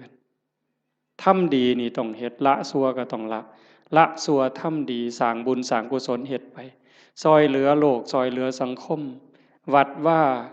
บ้านเมืองชุมชนที่เฮาอยู่เฮ็ดไปเถาะทำดีไปเถาะนั่นคือบุญนั่นคือพลังนั่นคือสมบัติที่สิส่งจิตวิญญาณไปสู่ที่ดีที่งามมีสุคติสวรรค์เป็นต้นแต่คันเฮาฝึกปล่อยฝึกว่างจิตสิโล่งโปร่งเบาใกล้พุทธะเข้าไปเรื่อยๆใกล้พระพุทธเจ้าเข้าไปเรื่อยๆคันเบาเท่าใดแห่งขึ้นสูงเด้จิตเบาจากความยึดมั่นถือมั่น เบาจากความยึดถือความเป็นตัวเป็นตนนั้นนั่นไก่พระพุทธเจ้าเพิ่นเว้าเป็นอุปมาว่าประตูพระนิพพานเฮาสิเข้าไปเมืองนิพพานได้จะต้องเฮ็ดโตน้อยๆความรู้สึกว่าเป็นตัวเป็นตนมันต้องน้อยอีหลีน้อยส่ำใดน้อยส่ำเพิ่นว่าผมเส้นหนึ่งนี่ผมเฮานี่เส้นหนึ่งนี่พาออกเป็น8ซีกกลับเมื่อนี่ไม่ออกก็ลองไปพาเบิ่งเด้อพาผมเฮาเส้นหนึ่งให้มันได้8ซีกพาทั้งยาวนี่ให้มันได้8ซีกผม1ใน8นะ8ใน1นั่นเส้นเดียวพาเป็น8ซีกเอามาซีกนึงจังแง่เข้าไปในหูประตูพระนิพพานได้ความรู้สึกเป็นโตเป็นตนเป็นกูนี่นะบอกภาษาเฮากูเป็นยามึงตัวกูเป็นแม่มึงตัวกูเป็นแม่เฒ่ามึงตัวให้มันเหลือน้อยซ้ำกับผมเส้นหนึ่งพาเป็น8ซีกจังสิเข้าประตูพระนิพพานไปหาพระพุทธเจ้าได้จังซั่นการทำลายความเห็นแก่ตัวแบบเอาของคนอื่นอันนั้นย้อนโลภย้อนโกรธพานแต่เห็นย้อนคุณงามความดีอยากได้ชื่ออยากได้เสียงต้องถูกย่องต้องถูกย่อต้องถูกประกาศต้องถูกสรรเสริญจังแม่นอันนั้นก็ได้ไปแค่สวรรค์ได้แค่ทานแต่บ่ทันฮอดจาคะคันสลัดออกบ่ต้องมีก็ได้ชื่อบ่ต้องย่องก็ได้แต่ว่าข่อยสำบายใจข่อยได้บูชาพระพุทธเจ้าข่อยก็มีความสุขข่อยก็ได้เป็นสมบัติยิ่งให้ออกไปเท่าใดก็คือกับทมน้ำลายเพิ่นเปรียบจังซี่คือกับทมน้ำลายบ่เสียดายพระเจ้ามหากัปปินะพระเจ้ามหากัปปินะเป็นพระเจ้าแผ่นดินจ้างคนเด้ทุกมื้อจ้างทหารนี่ออกประตูเมือง4ทิศตะเว้นออกตะเว้นตกเหนือใต้เพื่อไปสืบข่าวพระพุทธพระธรรมพระสงฆ์เป็นเวลา40กว่าปีแต่อาตมาจำบ่ผิด40กว่าปีบ่ได้ยินข่าวนี่แต่ก็เสียมื้อละหมื่นเนี่ยจ้างคนบัดมื้อนึงเพิ่นไปประพาสป่าไปชมสวนนี่ล่ะคันแม่นหมอลำก็ได้พระเจ้าแผ่นดินไปชมสวนดอกไม้เห็นพ่อค้ากลุ่มหนึ่งมานั่งพักอยู่ท่าทางคือเมื่อยเพิ่นก็เลยไปถามหมู่เจ้ามาแต่ไสมาจากไสมาจากสาวัตถีคือราชคฤห์นี่แหละมีข่าวดีหยังมาบอกบ่มีหยังดอกเพิ่นว่าฮู้แต่ว่าตอนนี้พระพุทธเจ้าเกิดขึ้นแล้วสลบเลยฟื้นขึ้นมาไหมมีหยังอีกเนี่ยพระธรรมสลบฟื้นขึ้นมาอีกนอกจากพระพุทธพระธรรมแล้วมีหยังอีกพระสงฆ์สลบเฮ็ดจังไดบัดนี้ให้เลขานั่นเขียนหนังสือทันทีเฮาสิสละบวชขอให้พระนางอโนชาพระราชินีนี่ครองราชสมบัติจากเฮาต่อไปเลยเฮาจะบวชแล้วบ่กลับอีกแล้วก็มอบรางวัลให้กับพ่อค้ากลุ่มนี้300,000กหาปณะข้าบอกว่าพระพุทธเจ้าเกิดขึ้น100,000พระธรรม100,000พระสงฆ์100,000ให้เอาไปเลยแล้วครองราชเลยจากนั้นก็ไปเลยออกบวชพวกพ่อค้านี่มันก็ดีที่บัดนี้เนาะบ่ได้เฮ็ดหยังภาษาเอามาเว้าซื่อๆซ้ำนี่เว้ยได้300,000ถือศาลนี่ไปแจ้งกับพระนางอโนชาเขาก็ว่าเป็นบ้าเป็นหยังจังสิได้หลายปานนั้นเว้าให้ฟังเบิ่งเขาบอกเพิ่นพระเจ้าแผ่นดินไปบวชแล้วเพิ่นได้ยินจังซี่เพิ่นก็เลยสร้างมาแนวนี้พระพุทธเจ้าพระธรรมพระสงฆ์พระนางอโนชามีความรู้สึกว่าเป็นหยังคือให้น้อยแท้มันเป็นข่าวประเสริฐปานนี้พระนางอโนชาเพิ่มให้พระพุทธ300,000พระธรรม300,000พระสงฆ์300,000เป็นเท่าใด1,200,000แม่ใหญ่1,200,000เนี่ยมาแจ้งข่าวพระพุทธพระธรรมพระสงฆ์ซื่อๆแล้วก็ถามว่าพระเจ้าแผ่นดินไปไสเพิ่นออกบวชแล้วไปหาพระพุทธเจ้าแล้วเพิ่นบอกให้พระราชินีนี่ครองราชย์นี่อ่านหนังสือให้ฟังพระนางอโนชามีความรู้สึกว่าเรื่องอีหยัง ราชสมบัติทั้งหมดนี่คือกับน้ำลายที่พระเจ้ามหากปินะทมถิ่มลงกลางดินเรื่องหยังเขาจะไปดูดเอาน้ำลายมากินใครแม่นเฮาเนี่ยมันบ่เป็นแนวนั้นเด้ถ้าบุญบ่พอนั่นคือบุญเปิ้นพร้อมบุญพ่อแล้วเข้าใจในเงื่อนไขของชีวิตเข้าใจเงื่อนไขของวัฏสงสารแล้วความจริงของโลกของธรรมแล้วพระนางอโนมามีความรู้สึกว่าราชสมบัติอำนาจทั้งหมดคือกับน้ำลายที่พระเจ้ากับพระเจ้ามหากปินะทมถิ่มแล้วเรื่องหยังเฮาสิไปดูดมากืนกินเฮาก็สิบวชคือกันออกบวชคือกันตอนเพิ่นไปเฝ้าพระพุทธเจ้าเพิ่นบอกอัศจรรย์อัศจรรย์ไปพ่อแม่น้ำพระเจ้าแผ่นดินไปก่อนไปพ่อแม่น้ำบ่มีแพบ่มีเหือเฮ็ดจังได๋อ้างคุณพระพุทธเจ้า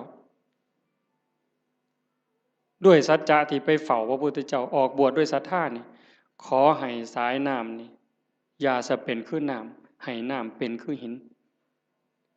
ขี่ม้าเหยียบน้ำไปคือเหยียบหินนี่แก๊บแก๊บแก๊บแก๊บแก๊บแก๊บบ่เปียกบ่หยังเลยสายที่สองคือกันสายที่สามคือกันสายผ่านแม่น้ำสามสายไปได้มาพันคนมาพันตัวคนพันคนพระนางอนุมาตามไปพวกผู้ชายไปก่อนได้ฟังธรรมก่อนบรรลุธรรมก่อนพระเจ้ามหากปินะพร้อมทั้งบริวารทหารนั่น1,000บรรลุธรรมพวกพระราชินีตามไปสาราราชสมบัติตามไปคือกันไปเจอน้ำกับคนฉลาดพระเจ้าแผ่นดินเพิ่นไปได้แนวใดบ่มีเรือบ่มีแพเพิ่นต้องอาศัยสัจจกิริยาจังซี่ตั้งใจตามไปได้คือกันสายที่สองก็ขามได้สายที่สามก็ขามได้พอไปฮอดพระพุทธเจ้าถามหาพวกพระเจ้าแผ่นดินนี่เห็นมาบ่พระพุทธเจ้าเพิ่นฮู้ว่าพระราชินีนี่มีศรัทธาบวชจริงแต่เมียทหารที่ตามมาอีก1,000 คนน่ะมันบ่ได้ศรัทธามาบวชเด้นำมาเอาผัวซื่อๆได้ซุ่มนั้นสินำมาเอาผัวหลบไปแต่พระราชินีนี่ตั้งใจบวชจริงพระพุทธเจ้าเพิ่นเลยว่าให้เห็นตอนนี้บ่ได้เพิ่นเลยบอกว่านั่งลงก่อนฟังธรรมก่อนหลังจากฟังธรรมแล้วหมู่เจ้าก็จะเห็นสามีเองดอกให้ใจเย็นๆพระพุทธเจ้าแสดงธรรมจบปั๊บเข้าใจบรรลุธรรมเป็นโสดาบันพวกผู้ชายได้ฟังรอบสองเป็นพระอรหันต์หมดความอยากได้ผัวลบไปมันหมดแล้วบวชเป็นภิกษุณีนำกันต่อพุ่นเด้จังสั่นเฮาสิเฮ็ดหยังทำหยังก็คือกันเด้อโยมเด้อลองทดสอบเบิ่งจากการท่าน5 บาท10 บาท100 บาทแสนบาทล้านบาทท่านแล้วเพิ่นย่องประกาศซื้อเขียนป้ายติดให้เฮาก็ได้มาแล้วหลายเทื่อหลายรอบบัดนี้ลองเบิ่งว่าเฮาลองบริจาคน้อยก็ซังหลายก็ซังบ่ต้องเขียนชื่อก็ได้คันไว้ใจกันบ่ต้องเขียนก็ได้แล้วเบิ่งความรู้สึกมันสิเป็นอีกแนวหนึ่งมันสิเป็นอีกแบบหนึ่งรสชาติมันต่างกันลองเบิ่งแล้วบ่ลองบ่ฮู้บ่ให้ฟังก็เพราะปานนั้นมันต้องเฮ็ดด้วยตนเองมื้อนี้เว้ามาโดนพอสมควรบ่ได้เว้า7-8 มื้อมันเลยสิเว้าหลายจักหน่อยแต่ว่าเสียงมันบ่คืนก็เห็นว่าพอสมควรอาจจะได้เรื่องบ้างบ่ได้เรื่องบ้างจริงใจอาตมาตั้งใจว่าสิเว้าเรื่องหนึ่งเรื่องศาสนามีคนฝากมาอยู่แต่ว่ามันลงไปบ่ได้ก็สร้างมันเถาะก็ขอฝากเพียงแค่ว่าให้ญาติโยมนี่รับผิดชอบเจ้าของบ่มีผู้ใดซอยผู้ใดได้บัดฮอดบัดสุดท้ายได้โยมบัดเฮานอนอยู่เทิงเตียงนอนติดสาดติดเสือจังสิเข้าใจตนแลเป็นที่พึ่งของตนอัตตาหิอัตโนนาโถจังสิเข้าใจตัวนั้นคันบ่จังสันบ่ท่านเข้าใจโยมแต่ว่าเฮายังโชคดีจักหน่อยว่าเฮาได้เข้าวัดได้ฟังธรรมได้ปฏิบัติธรรมฝึกตายดูๆบ่แม่นเว้าเล่นเด้ยามมื้อแลงไหว้พระนั่งสมาธิแล้ว บัดนอนลงนี่ลองบอกว่านอนลงเธอนี้สิบ่ได้ลุกอีกแล้วเด้อตายแล้วล่ะบัดนี้บอกเจ้าของจังซี่แล้วก็ทำใจหามันแม่นอีหลีเลยนี่จังได๋สิเฮ็ดแนวใดเครียดให้ไผสั่งให้ไผอาฆาตไผติดหนี้ผู้ใดว่างละออกขันใจเฮายังวุ่นวายมันไปอบายเด้สอนเจ้าของจังซี่เฮ็ดจังไดใจสิสงบขันใจสงบก็ไปสู่สุคติจังสันนอนลงกับเบิ่งอาจจะเบิ่งล่างเจ้าของนอนไล่ตั้งแต่ฝ่าเท้าฮอดปลายผมตั้งแต่ฝ่าเท้าฮอดปลายผมปลายผมฮอดฝ่าเท้าบาปก็เฮ็ดบุญก็เฮ็ดดีก็เฮ็ดหลายบุญก็เฮ็ดหลายชั่วก็มีสุดท้ายก็ซ้ำนี้ตายแล้วเอาหยังบัดบ่มีแนวเอาร่างกายก็เอาบ่ได้มีอย่างเดียวที่สิปลอดภัยที่สุดคือเฮ็ดใจให้สงบหลังจากเบิ่งร่างกายจากฝ่าเท้าฮอดปลายผม